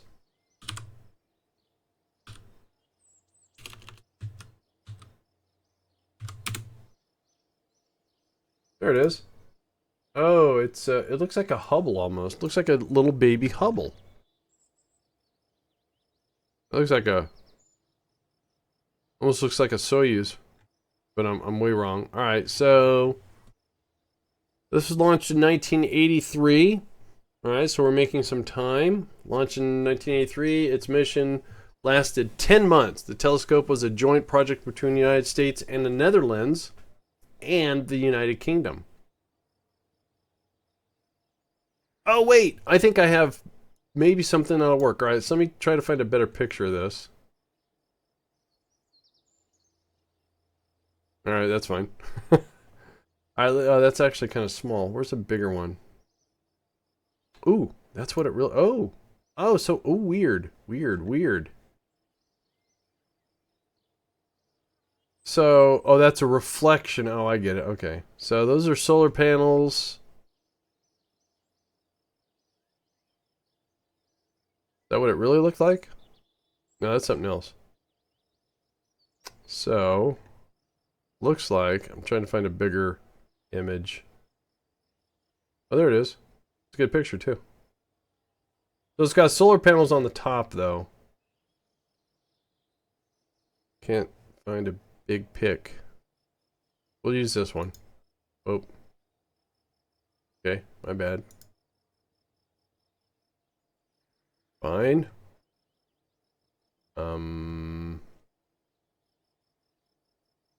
God, so many small pictures. That's not it. Alright, well I guess I'll have to make do with this. Wait.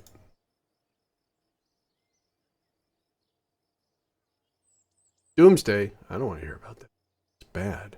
Doomsday bad.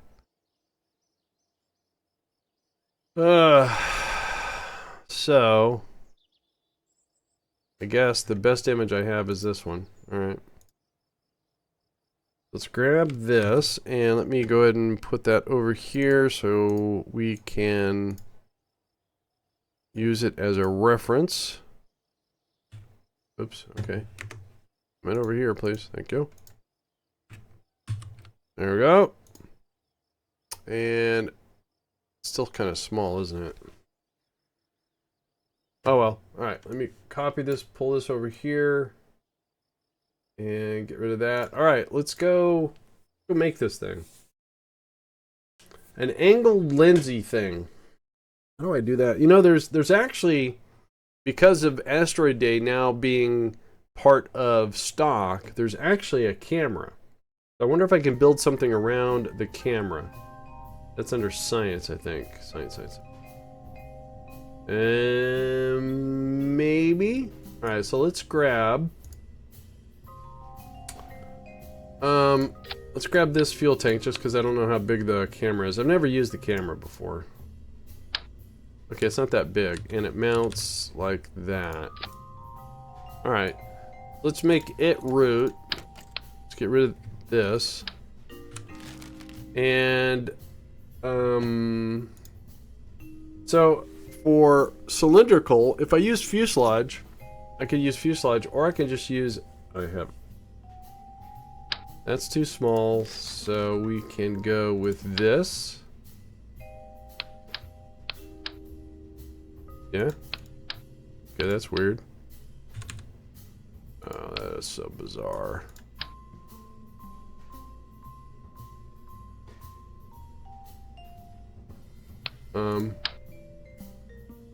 Alright, fine.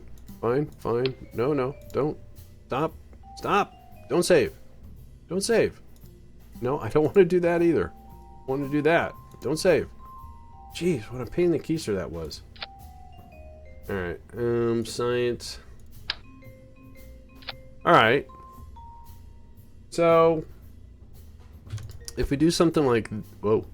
Alright, my bad. We do something like this. That's what I was trying to do.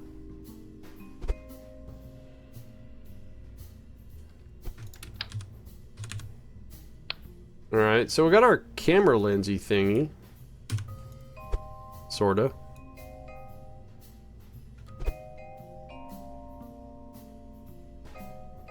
Alright, so how do I get something angled and circular around it?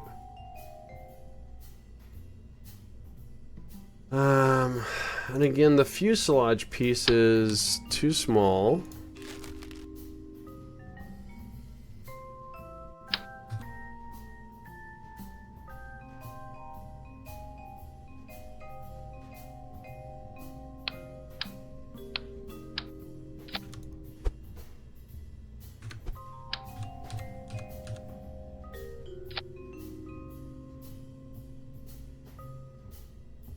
So I would have to do something like that.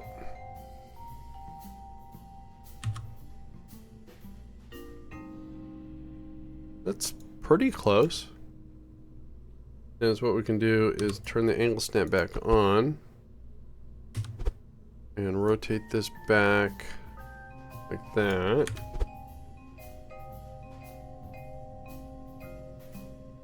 So now we got our little camera thing. I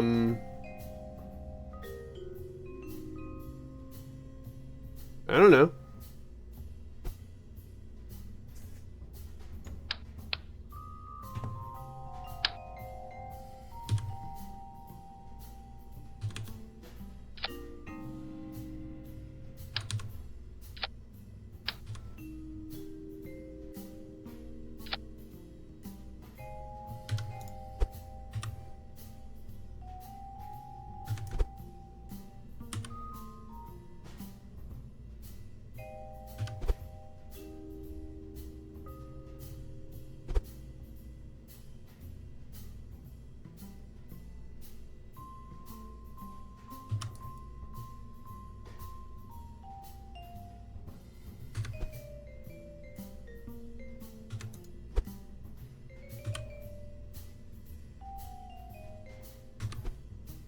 Alright, so kind of weird looking.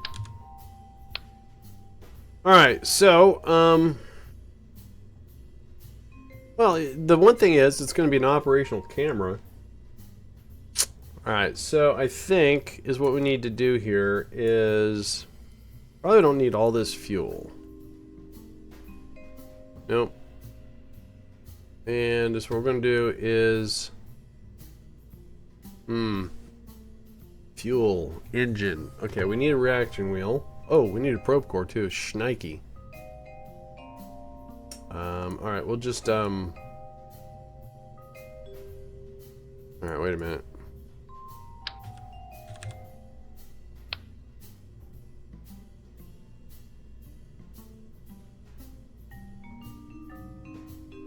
Well, alright, for probe core we can do this. No, let's go with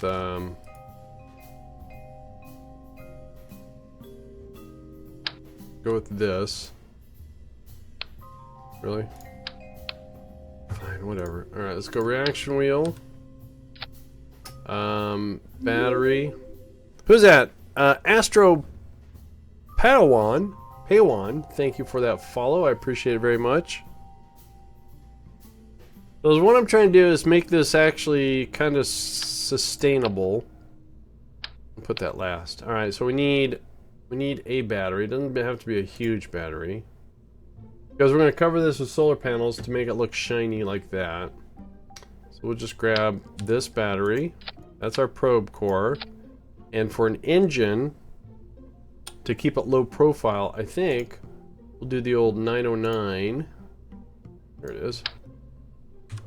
Oops, there we go. Alright, so now let's take this. Yeah. Cool. Alright. So for root, we're gonna make that. Oh, that's not what I want root. No, that's horrible. Terrible, terrible, there we go. Alright. Weird.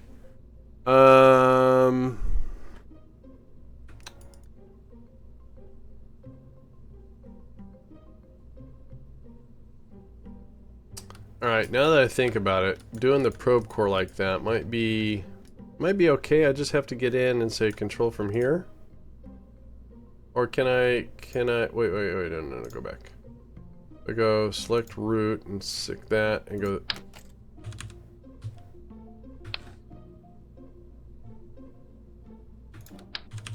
Alright, that works. Sure, why not?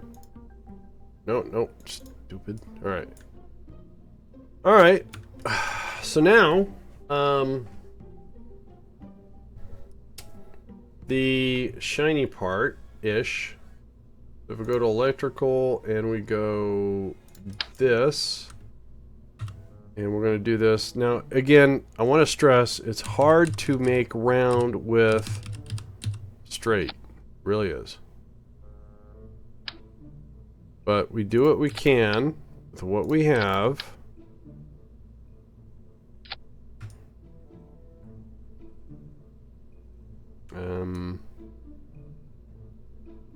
Alright, wait a minute. Why don't we take this?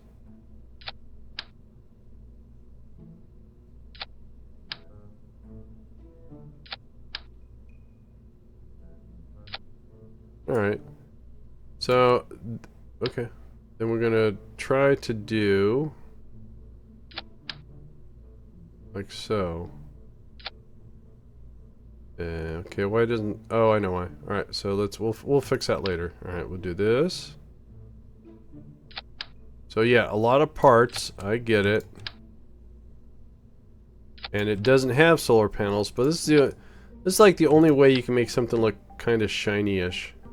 With stock parts, by the way. Alright, so let's make sure,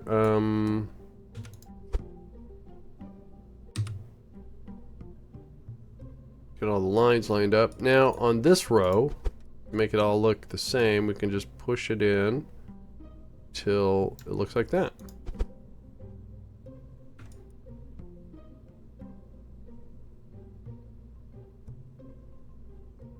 Didn't want to quite do all that. Alright, so I'm just trying to make this look a little flush.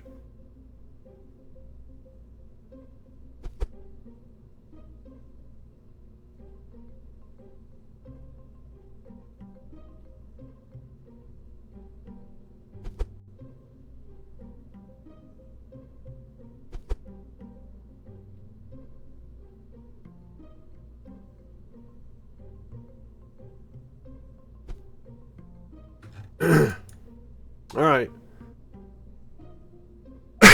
So this is called the IRAS. Now it's got the big solar panel. We have a big one right here. Come here. That's what we can do is, how am I going to do this? Let's pull this.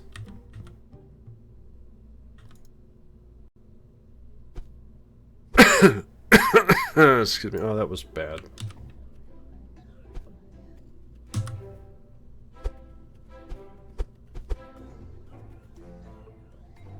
So what I'm trying to do is clear a way for these solar panels to mount. Alright, let's grab this. And we only want one.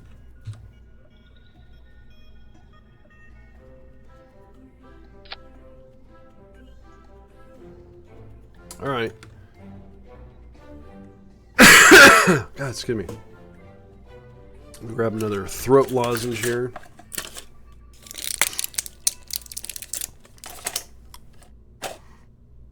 So now we can drag these guys back.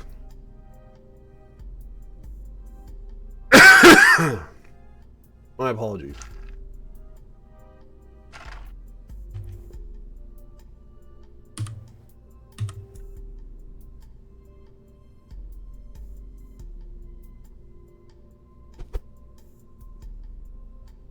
Hang on one sec, guys.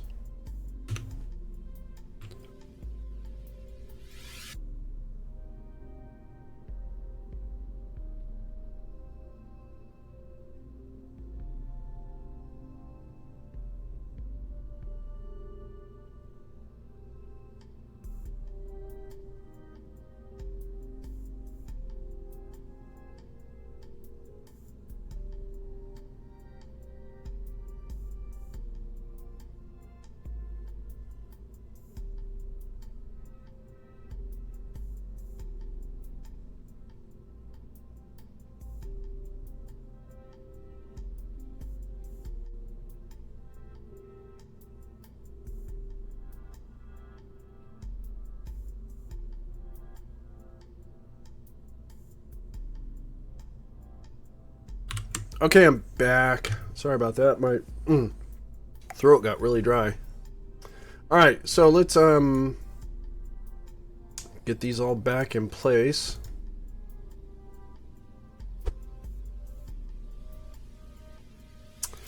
And then let's launch this.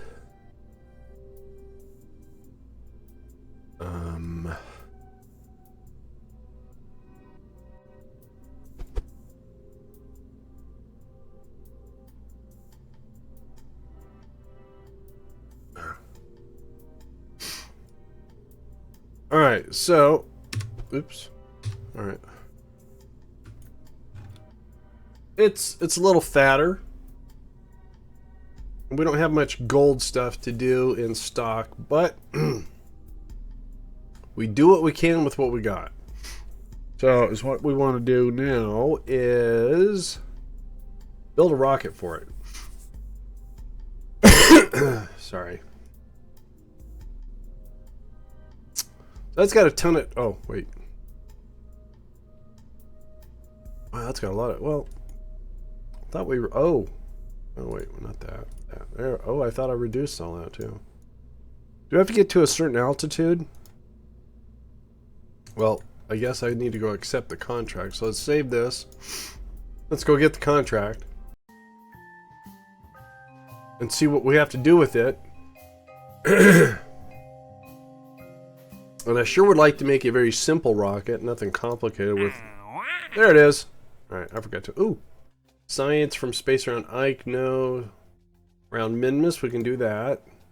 Surface of Duna, no. Surface of Eve, no. Surface of Ike, no. Surface of Minmus, yes. Surface of the Moon. Explore Jewel.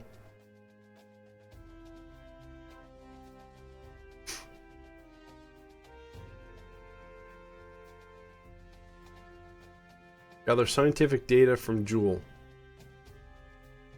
See, I actually have something in orbit around Jewel, and I was so dumb. I wanted to make sure that the craft looked as good as possible. I had the right amount of delta V because I've never really been to Jewel before. I mean, yeah, once or twice, and I forgot to put any sort of scientific gadgets on my probe out there. All right, so anyways, let's see if we can make a, oh, I forgot to read the contract. I accepted it, but I forgot to read it. Duh.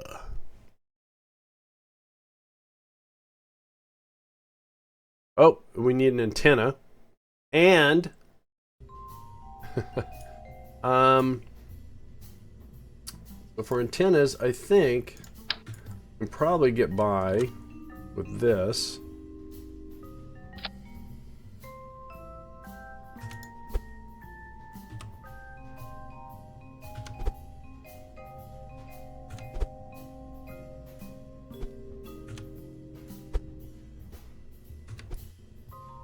But something I've been doing is to, this is going to make no sense to all, but is what I'm going to do is I'm going to bury this inside this.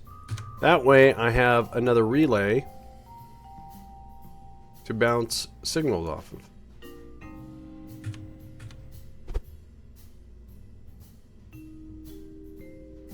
As long as you can do it, might as well do it. Cool. Alright, so what do we got to do again? IRAS. Orbit around Kerbal with a minimum periapsis of 800 kilometers with an inclination more than 80 degrees. And then transmit science. Okay. Or whatever. Whatever. So let's do science. Excuse me. Wait, doesn't this have science? It does. It's a science experiment. Alright. Just in case that doesn't work. Let's go ahead and grab...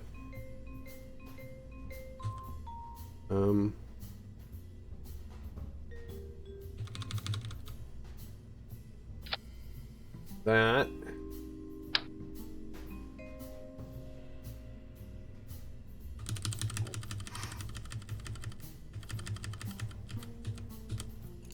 And that.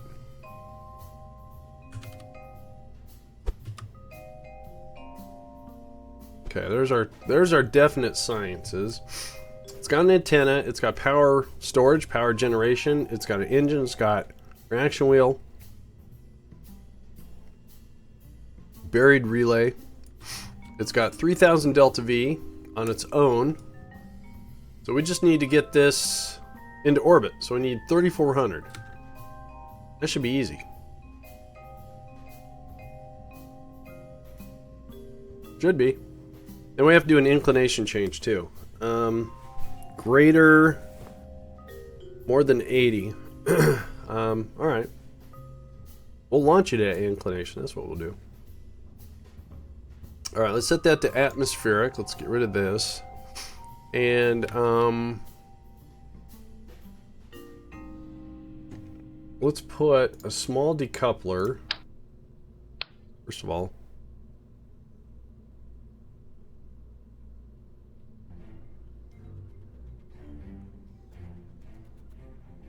Cool.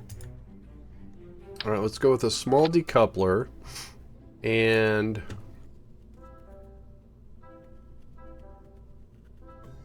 we will do something like this.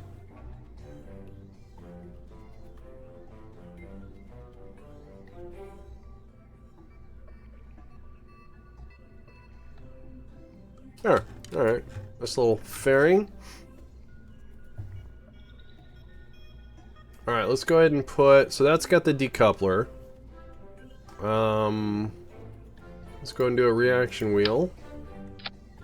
Now let's see what happens if we use an orange tank and a mainsail. Let's see how far we get. Probably not very far. Wow, that's close. But we can actually... Oh, wow, this is going to look disfigured. Oh, I know. Let's do this. Alright. It's too much delta V, so what we'll do is we will reduce... So, 36, alright. 35.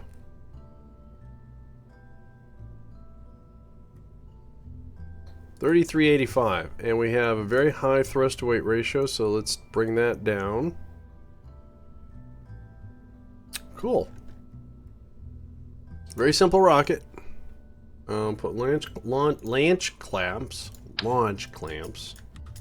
See, I told you, I make up words. All right. All right. Let's go and get this launched.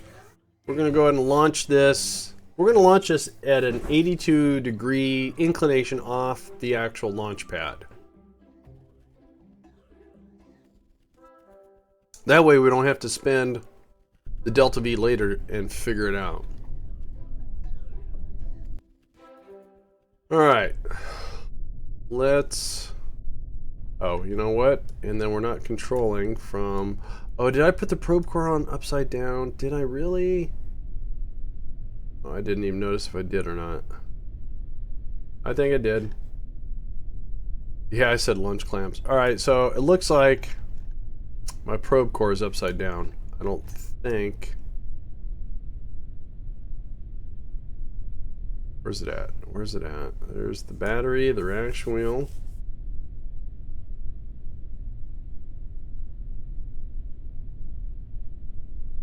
See, Mr. Probe Core. Man, I vaguely see the outline. All right, let's do camera angle. Let's see if we can. It's engine. Oh, there it is. All right, it's on upside down. Great. That's perfect. Not really. Because when I attached it, I was doing it from the side. Alright, so let's go over here. Pull this off. Ooh. No, put that back. Oh, you, go away. Let's do that again. Let's just grab that. Alright. Then, we go inside here. We find...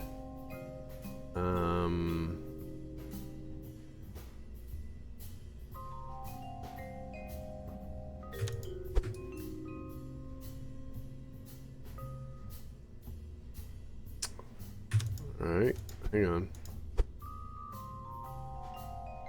Alright, and then let's...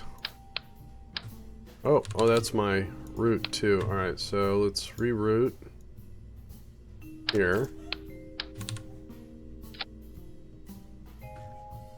Alright, that's what was wrong. It was upside down. Simple mistake. Anyone could have done it.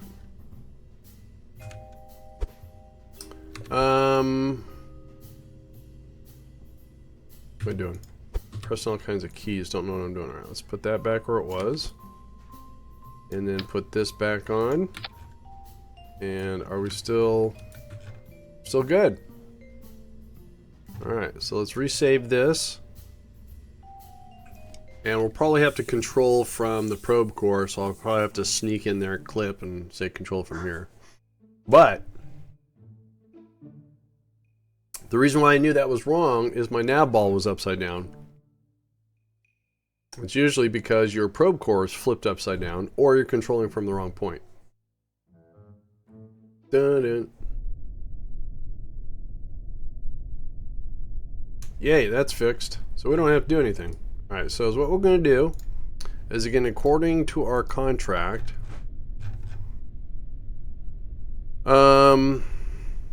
more than 80 degrees. So we're going to launch this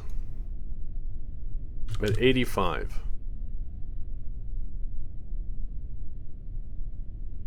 Our staging squared away. Alright.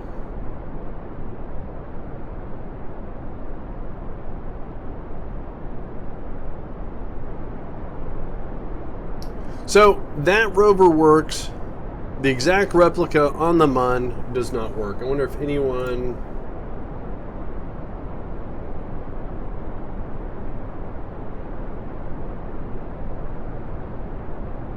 Nope, nobody liked my lengthy deployment message.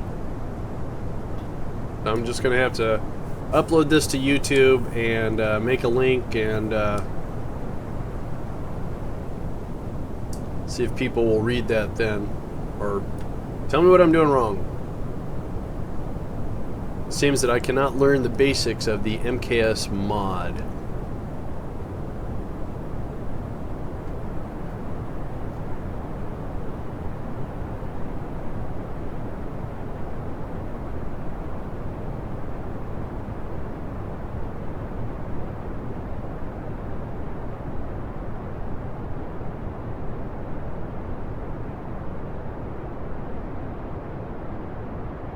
Alright, coming up on the inclination. And we've got a little under a minute left on fuel here. I didn't have a specific altitude. Oh. Alright, now I gotta go out further. Alright. Actually, so what we can do is maybe alter this. There we go.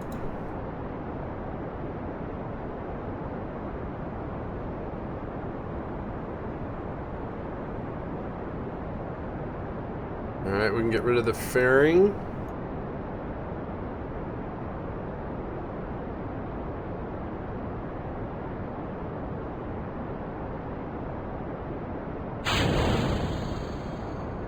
Was it fairing staging? Hopefully the satellite can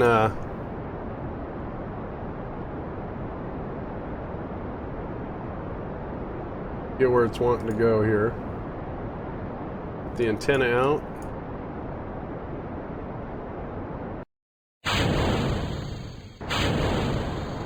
Okay, what do you know? I built a fairly stable satellite. And with the amount of Delta V it has, it's going to be able to get the apoapsy it needs.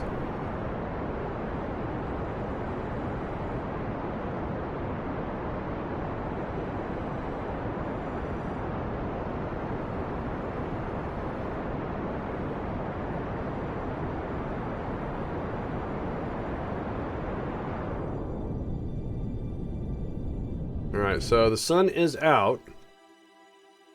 So hopefully these solar panels. Good. Maintain a charge. Good.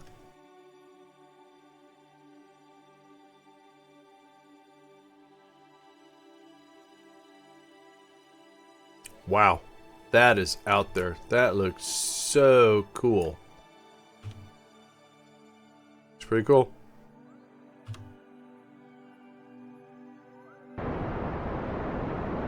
Alright, and this should hopefully...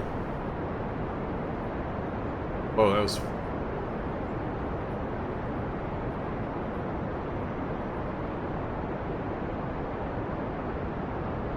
If it circularizes correctly, we should get a PE.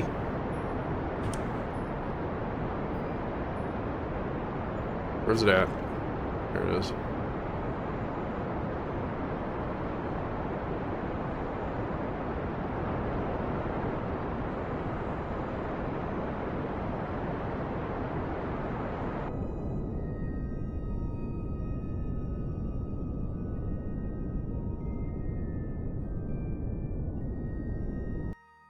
Not quite. Alright, so what we're going to do here is turn on SAS. We're going to point prograde.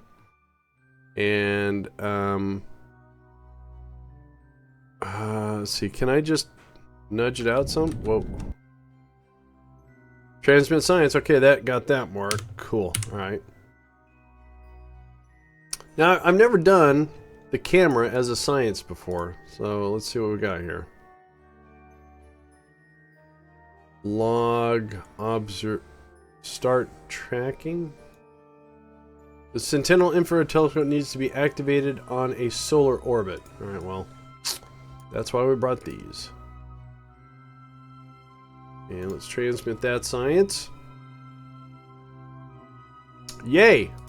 The IRAS is complete. Cool! Look at that. We got some bucks. Ooh, wow, good science too. Cool. Alright, so let's do an F5 there.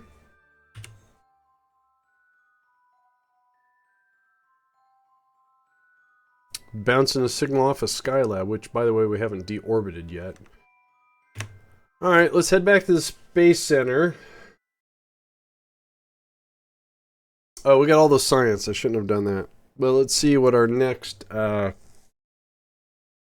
thing is. I was going to say debuckle, because the way I do these things in KSP, they're so terrible. Man, I was really hoping to do unmanned drills. Oh well. Ah, we have a shuttle. Ike, Duna, Eve. Oh, okay. STS-7, where we do some more satellites, and these basically look identical to one another again.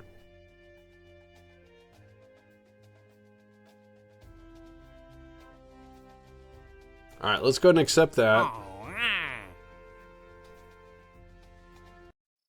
Let's go ahead and take care of all the science gathering, get that out of the way, because that's some good cash, and that's some pretty good science too.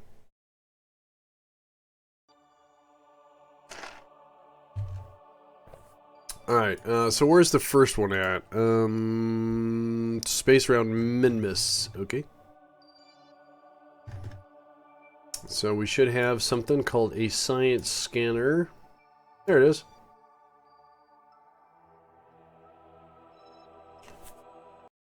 And early game, early game with the science, great bank, great science. Because sometimes you get to that point where, oh, I just need 50, and you do a couple of these, and boom, there's your 50 science, and hey, I got new parts. You know, pretty cool. Pretty cool, dude. Dude, it's cool. All right, so we gotta find science. There it is. And again, I'm not gonna. Oh, I am. I'm actually gonna transmit science. Wow. Because you don't have to actually transmit anything. You just need to send science. All right, what's next on the list? From the surface of Minmus. All right, so I should have a lander. Minmus, no.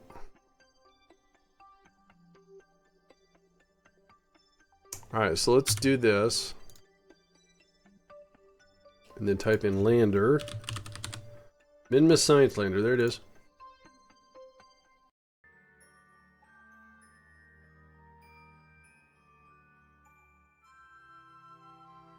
So, very tedious, mundane tasks. I get it. Okay, the sun's out. How's the batteries? Let's accelerate time a little bit here and get this battery charged all the way up. Cool. And let's grab some science goo, or mystery goo. And we'll transmit that. Yeah, that's fine. Wow, that was fast. Alright, what's next? Data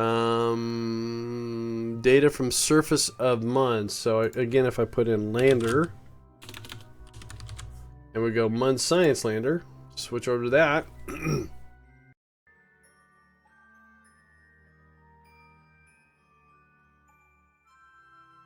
So I can practically take STS-5, and I don't even have to redo. Oh, looks like we have a nighttime here. Do I have any battery here? I have a little. I have a little battery. Do science goo. Yeah. Oh, that was fast. Good. So, all the science are done, right? Look at that. 98,000 Kerbal bucks, 131, 98,000 Kerbal bucks. No more science, right? No. All right. So let's do an F5, and then let's head to the Space Center. And as what we're going to do is we're going to load up STS-5, and the satellites that are in there look almost identical. Well, one of them's identical, and the other one looks really close. And I don't think you guys want to watch me just move a couple things around and go, look, this looks like that one. And this will be, well, hopefully a successful shuttle launch. STS-5 did not have... It launched, it got to orbit, but it was a struggle. And landing, as we landed, no one died, so that was pretty good. So let's go in here.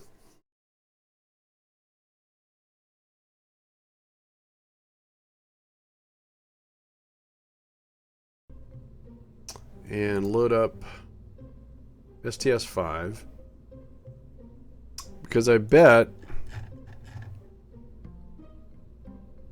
Yeah, I got to do the same thing. I got to put these things at a slight eccentricity, and they have to go out there where all the other comm sets are. That's going to be so noisy out there. Or so busy.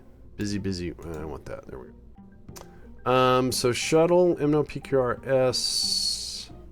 Shuttle STS-1, 5. So let's load up 5. And make sure we have some... We do. Now, how many crew do we need? 5 crew this time. Great. Alright. Alright, so... No, not that. So... Let's take Jeb. We'll take this scientist, and let's take New Fred. That's 4. We're going to take a 5th one. We'll take a farmer. Who knows? Save it. Let's put it on the launch pad. And I need to have my checklist up here. How to launch this.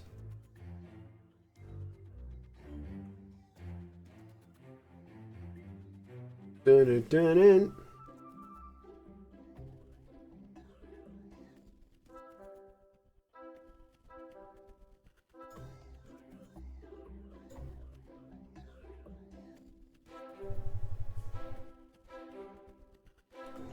Dun, dun, dun.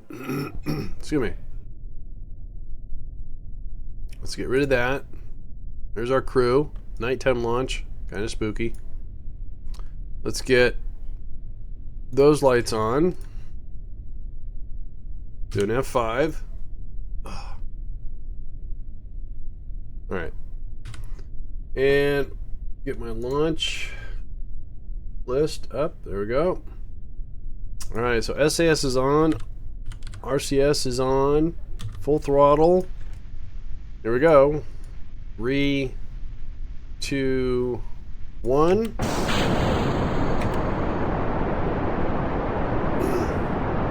Waiting for the clamps to release. And then right about 600 is what I do, is I do my first action group. And I turn off RCS. That.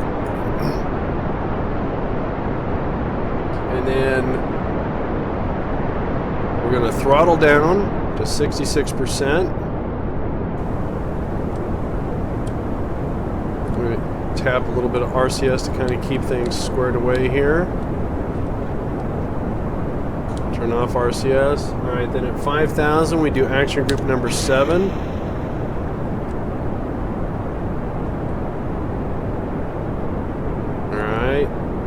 So nothing happens until 9,000 when we go full throttle again. RCS to kind of round us out here a little bit. Oh, alright. Full throttle. Alright, then at 10,000 we do action group number 8.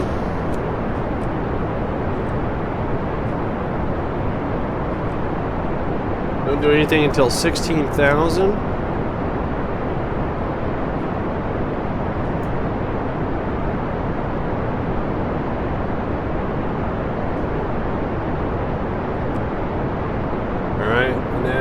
Action group 9.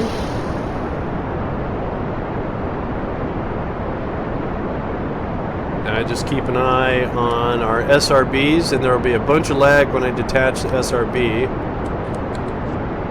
Whoa, whoa, whoa. Not good, not good, not good. I don't need the lag, game. Don't tell me I'm going to lose this. I'm gonna lose it. I'm gonna lose it. I'm gonna lose it. I'm gonna lose it. Oh, man, it was looking so good too. Wait, wait. Alright, I'm just really off course, so can I fix it? Can I fix it? No, no, no, the other way. Why fight me? Why fight me? I'm trying to fly a rocket, don't fight me.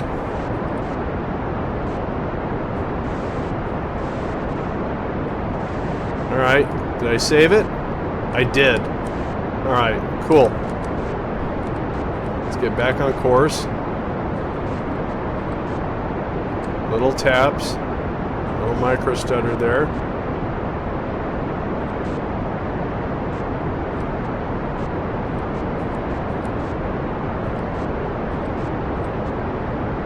Wow, that was terrible. That was horrible. But I pulled it off. Alright, not textbook though, alright? Alright, so we're going to take this up between 80 and 90. Get it out to about 100 after that.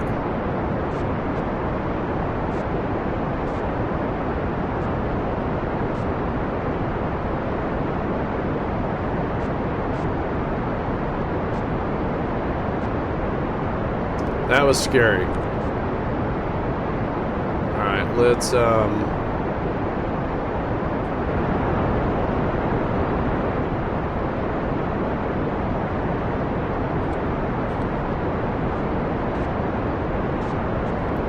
try to keep the inclination down.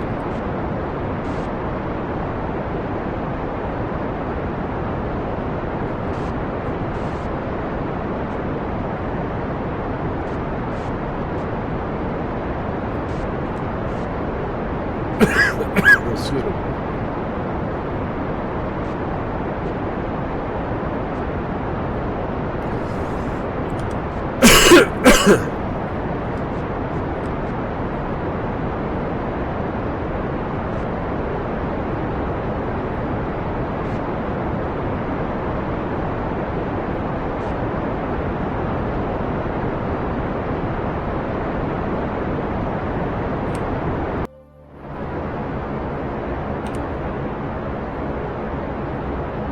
Again, I do not claim to be a shuttle pilot.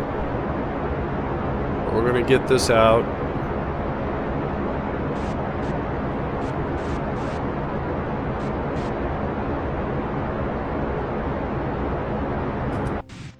Alright. So what I need to do is we have plenty of time. I need to open up the doors. Turn off RCS. I need to control from this docking port right here. This is the microstutter stops. Control from the docking port. Then I need to turn on the fuel cells. So, you know, we don't die of non-power. The other one, oh, there it is. Alright, turn that on. Close these doors. Then I want to go out here and do a circularization.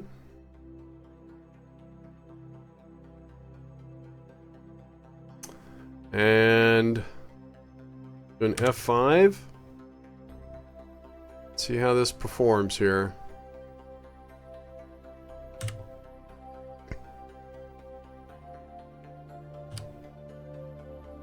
So normally I used to do this with the rapiers. We're going to try it with the vectors and see how it holds here. There we go, burn coming up.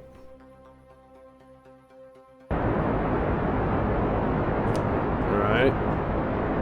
Little bit of a bounce here.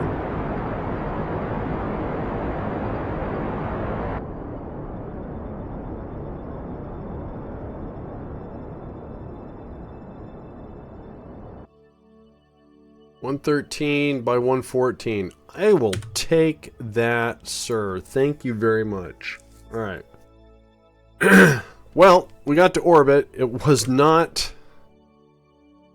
again, not textbook. So is what we're going to do here. We'll get a line prograde. We're going to activate this fuel. We're going to get rid of our tank. And say tanks to the tank.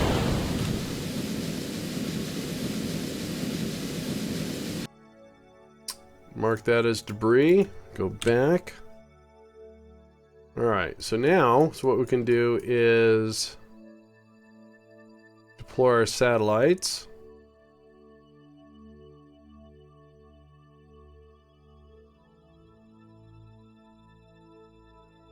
Open up the old doors.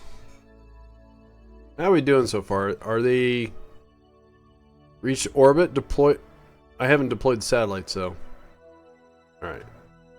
So what we're going to do here is what I did last time, is we're going to activate this engine. Go to the docking port and say decouple. That'll drift out, so let's switch to it. And then this one is called, let's rename this one. Even if we would have named it, it would have been wrong. PALAPA-B1. Okay. Switch back to the shuttle, and what we're going to do is I'm going to turn RCS on and thrust us. Uh-oh. Thought it was going to bonk our tail. Didn't want that to happen. Thrust us forward a little bit. And then we're going to go do the same thing here. We're going to activate that engine. Decouple that node. Go. And let's switch over to it. And then this one is the ANIKC2. We did C1 already. Then that one's good, so we're just going to let these drift. We'll switch back to the shuttle. And again, what we'll do is we'll rotate. And get ready to do the little RCS to...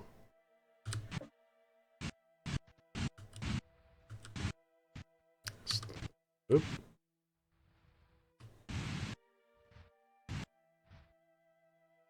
Alright, satellites are deployed.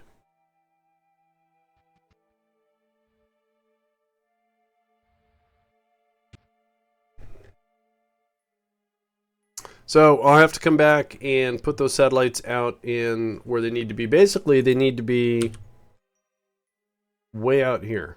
So there's SBS3. There's Aniak, there's C3. Oh, that should be C1, I think. All right, well, my bad. All right, so anyways, let's take care of the real important thing. Let's get this landed. So we're going to use trajectories. And we're going to set KSC as our target. And what I found out that worked a little bit better for me is to lead... Instead of putting X on the spot, is what I did is I put X a little bit ahead of our target. That way I had more velocity. Should I do a... Oh, yeah, let's do that. So we'll just lead a little bit.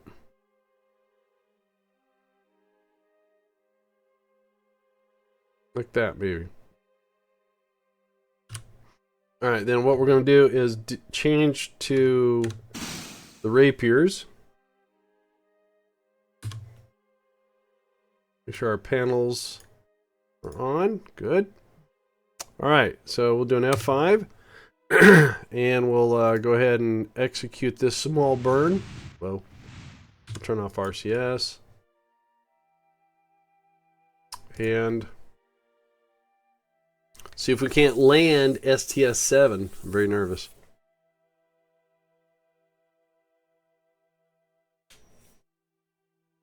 Nothing's on the runway this time. Last time we had something on the runway. But we didn't hit it. No, we didn't hit it. That's our satellites.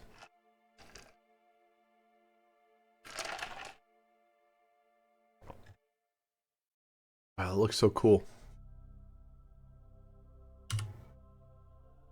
Alright, here comes our burn. And I'm just gonna come over here and make sure we get lined up pretty good.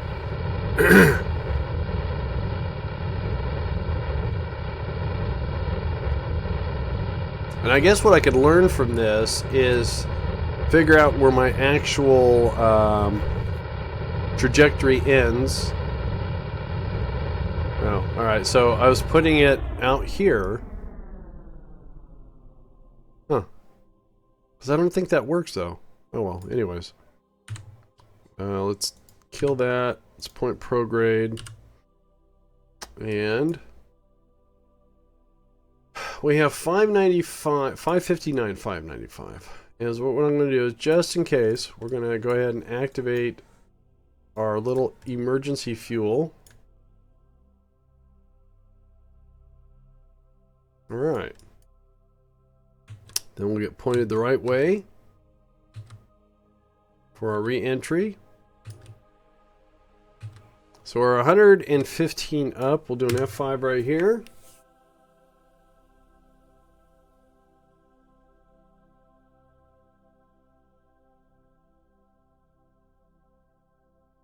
And let's go ahead and accelerate through time. And let's go ahead and stop so the reaction wheels pull us back down.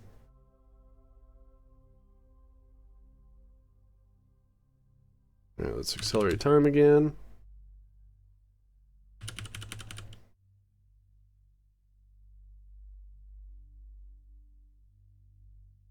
One more. Alright, then atmosphere grabs us. I'm going to go ahead and turn on RCS. Another F5 right here.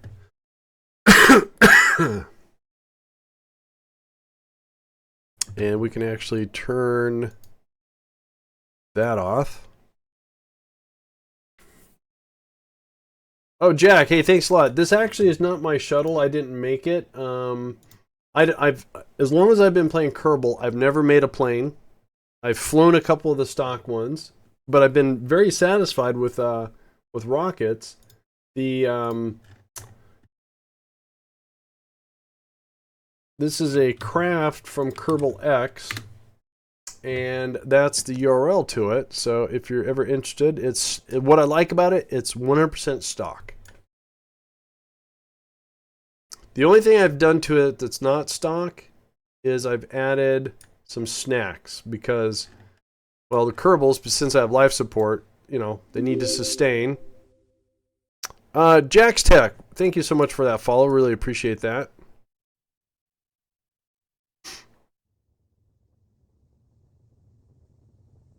So that gentleman there, Scorp, he's the one that made it.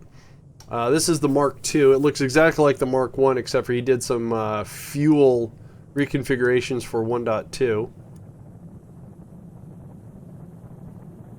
It's just a matter of me learning how to fly it. I'm getting a little bit better on the launches. And hopefully I can get a little bit better. And that's basically how, in 1.1.3, I got really good at launches. I got pretty good at landings. But since I had to restart my historical twice because of KSP updates and mods, it's been a while since I've flown the shuttle.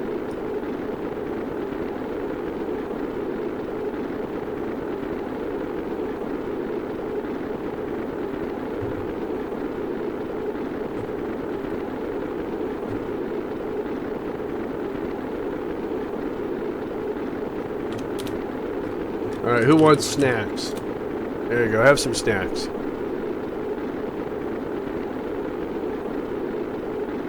Alright, so how's our trajectory looking? Looking real good. Looking real good.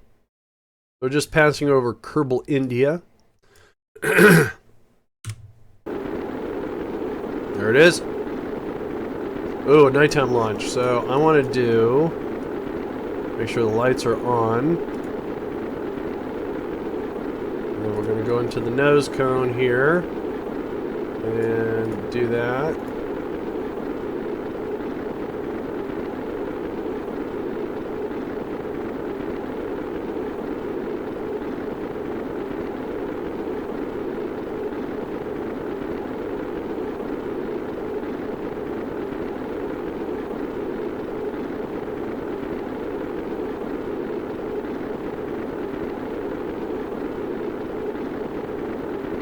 Alright, so one of my milestones to let me know if I'm coming in at a good velocity is that when I get to the shoreline here, if I'm at 1500, I should have enough velocity to get us where we're going.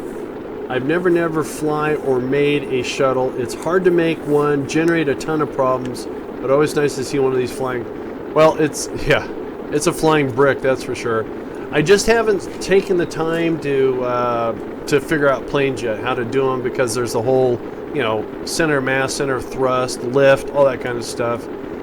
Something that I eventually will want to do, but is what I want to do is accomplish. Oh, you know what I need to do here? I need to come in here and set my pitch and roll, and do this one too. No, wait, my bad. So this is pitch and roll at 33%, 34, and this is just pitch at 100. All right.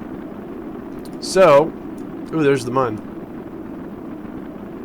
Looks like we're coming up a little bit short on velocity. And right now, I'm going to try to do an end run, do a J-hook landing here. We're going to try to hang on to all of our speed. It looks like we should be lined up to fly right over KSC, so I might have to veer to the right a little bit, maybe. It's hard to tell at this point.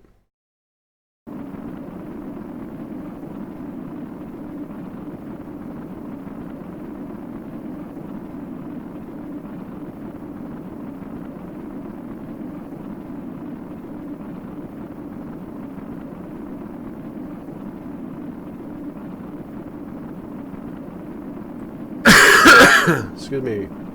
Another one of my milestones. Mountain range at 1200. So it looks like I'm just coming up a little bit shy.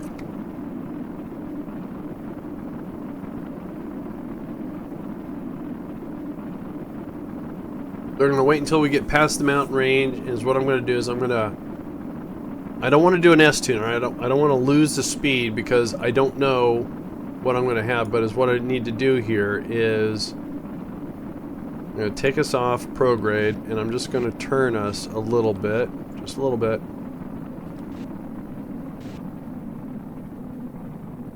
Alright, let's put us back on prograde.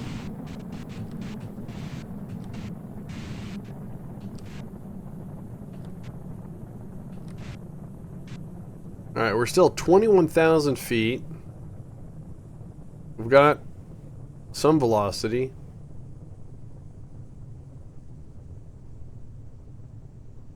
God, it seems like so slow, but we're up so high that if I start to descend, we're gonna pick up a lot of speed.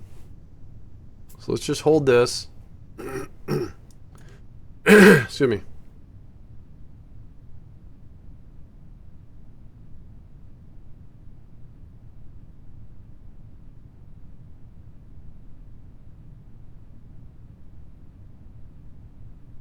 I don't know, it looks pretty good so far. Again, what we're going to do is we're going to fly past KSC. We're going to do a left J-hook. So by doing that, we're going to kill off a lot of our speed. And we're going to drop like a brick. I seen fire and you had to click? Well, thank you. How you doing, CW?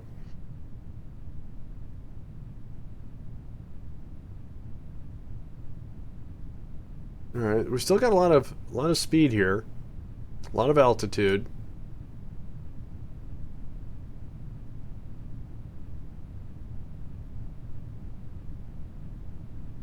All right, so I'm going to do an F5 right here. So that's our automated mun drill that works great on Kerbin. That's 4 fallen Kerbals.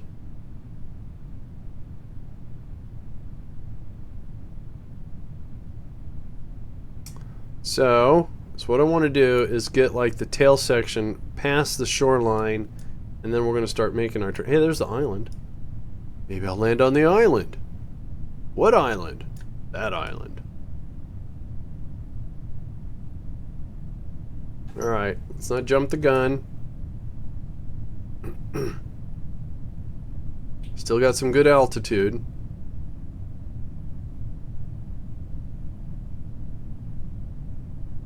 Sure hope they turned on the runway lights. That would be nice of them. Alright, so I'm just going to wait till the tail section gets past and we're going to start making our turn. Still got some good altitude. Alright, here we go. Let's make our turn. I'm so nervous. Oh, I gotta scratch my nose.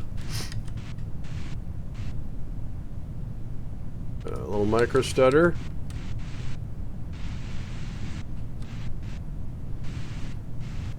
Whoa.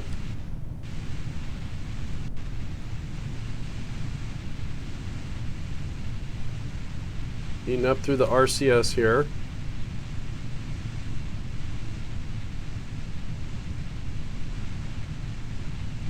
Maybe a little bit too steep again. Fuel is fine.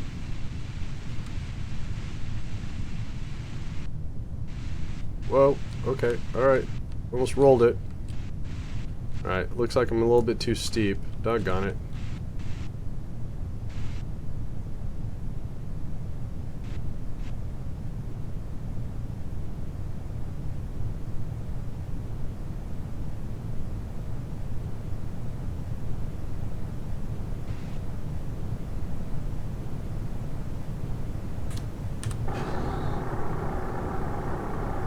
Gear is down.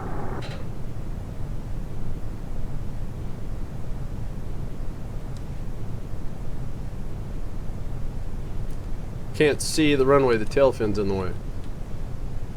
Alright, stop joking, Andy. Stop joking around. Alright.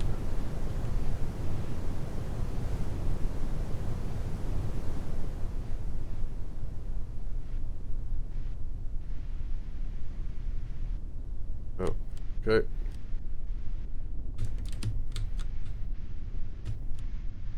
Oh dear, oh dear, oh dear, oh dear. We're gonna go off the runway.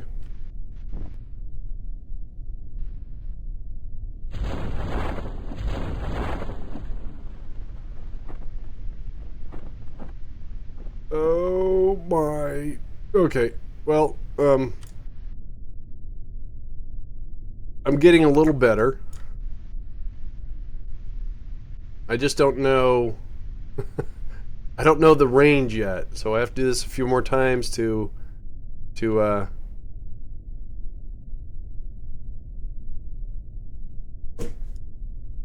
Thank you very much, thank you. It was, yeah, that's fine. 8 out of 10, I'll take that. No one died, nothing broke. Alright. So, yay. So let's go ahead and recover the crew here. If it'll let me. Oh, alright. And let's go up and finish the satellites.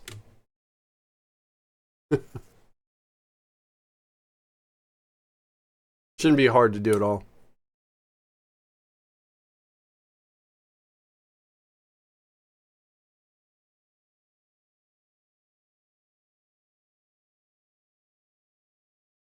Get a little bit of laggy here on my load times. Load screens. Screen loads.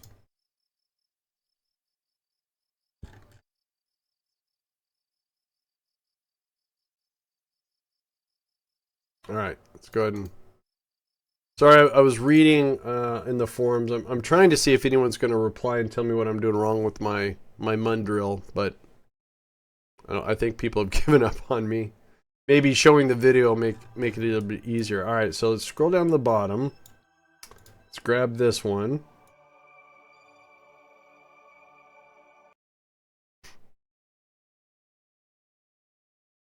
And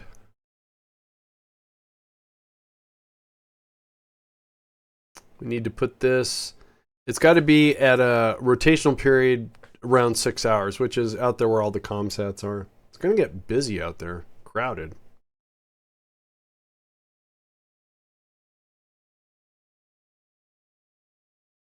So the easiest way to do this is to, okay, where are we at? Right here. So we'll do a maneuver node here, and we'll just push this out. Oh wait, that's way too far. My bad. Needs to be the 2863. Oops, other way. 29. 79, 67, 60. Close enough. So we'll do that. That's going to cost 640. So we're going to have more than enough fuel to do this.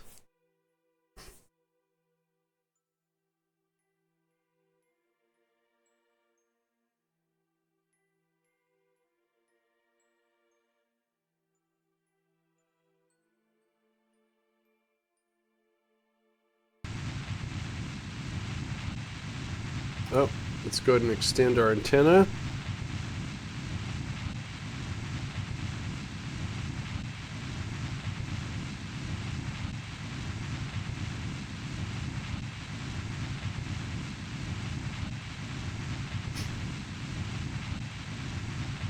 So we're just attempting to put the Pelippa B1 out in the orbit that it's supposed to be in. Funny is that when I do one of them, it actually does them both. So, here's my Kerbal orbital. My eccentricity is supposed to be what? 0.1. Okay, I might have to work on that. Alright, then let's go out and click here. And let's do a circularization. And it's going to cost $419.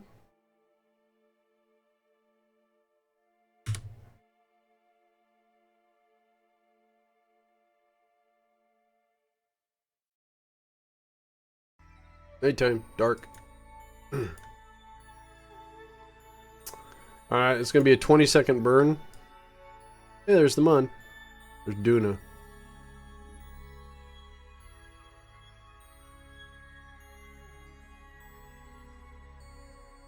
Alright, here comes our burn.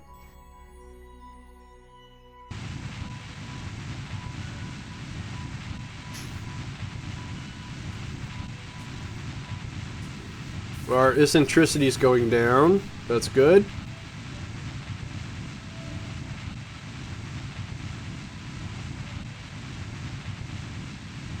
Oh, cool. Alright. Yay. Alright. Perfect. Now we just have to get the orbital... See? It does them both, but we didn't do them both, so we're gonna go do the other one so we don't have all that debris floating around. I'd rather have it floating around out here. So we have to go do... What was it called? The A... The heck was that called? A-N-I-K. A-N-I-K. There it is. And we have to do the C2.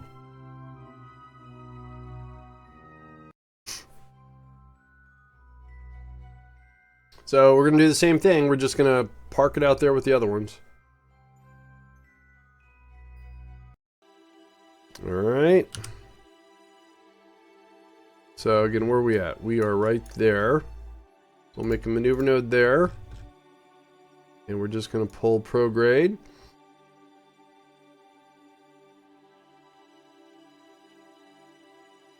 We want that to be the same as, so we want the 2863 is what we want.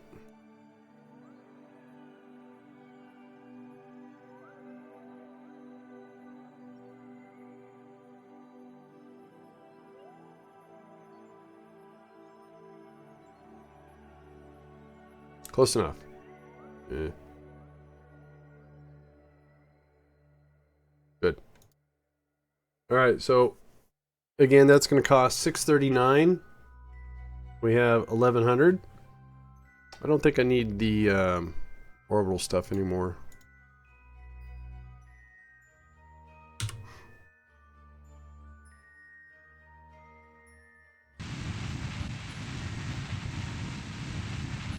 And let's go ahead and get this antenna deployed.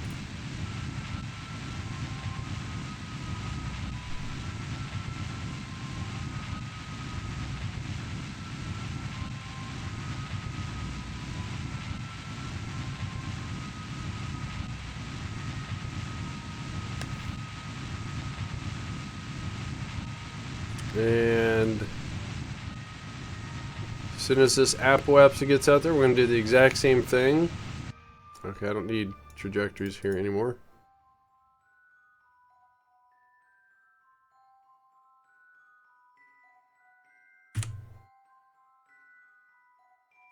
Circularize that, 419 of the 521. So we have the Delta V to do it. Very cool. So according to this, because we're on the satellites, it doesn't think we completed everything.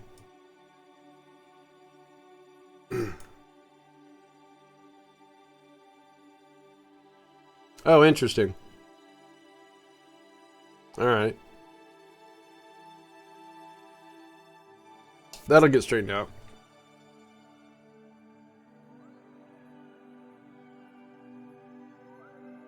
Yeah, we got a burn coming up right now. There we go.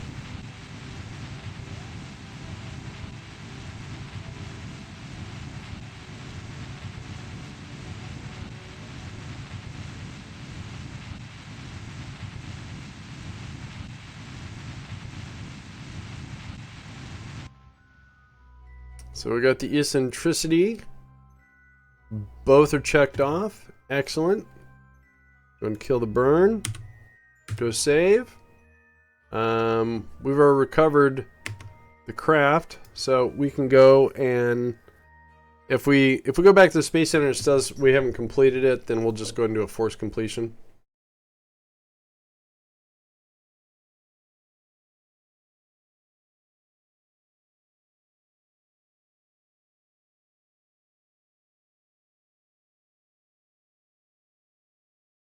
then we'll see what's in store for us.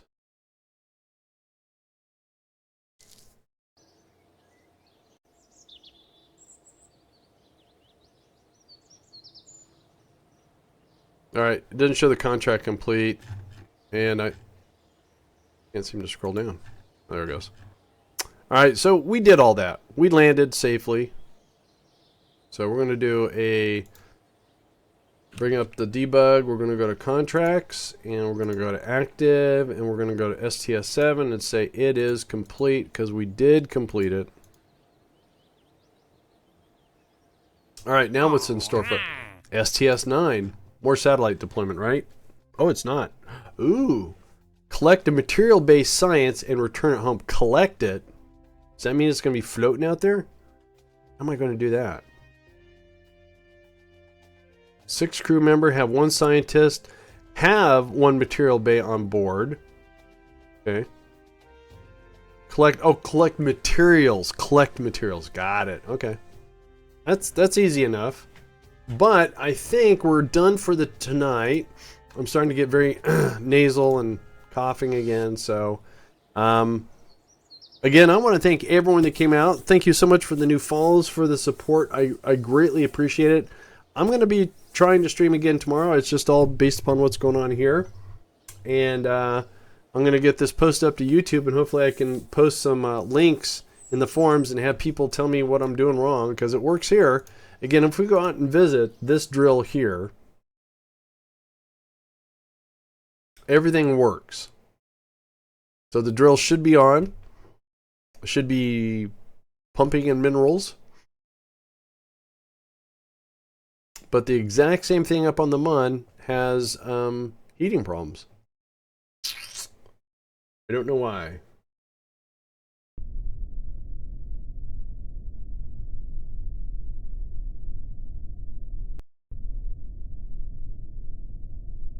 It'll load. All right. I see drills bouncing up and down. Now again, the only difference between this and the other one is I took this reactor out and I put this here, but everything else is exactly the same.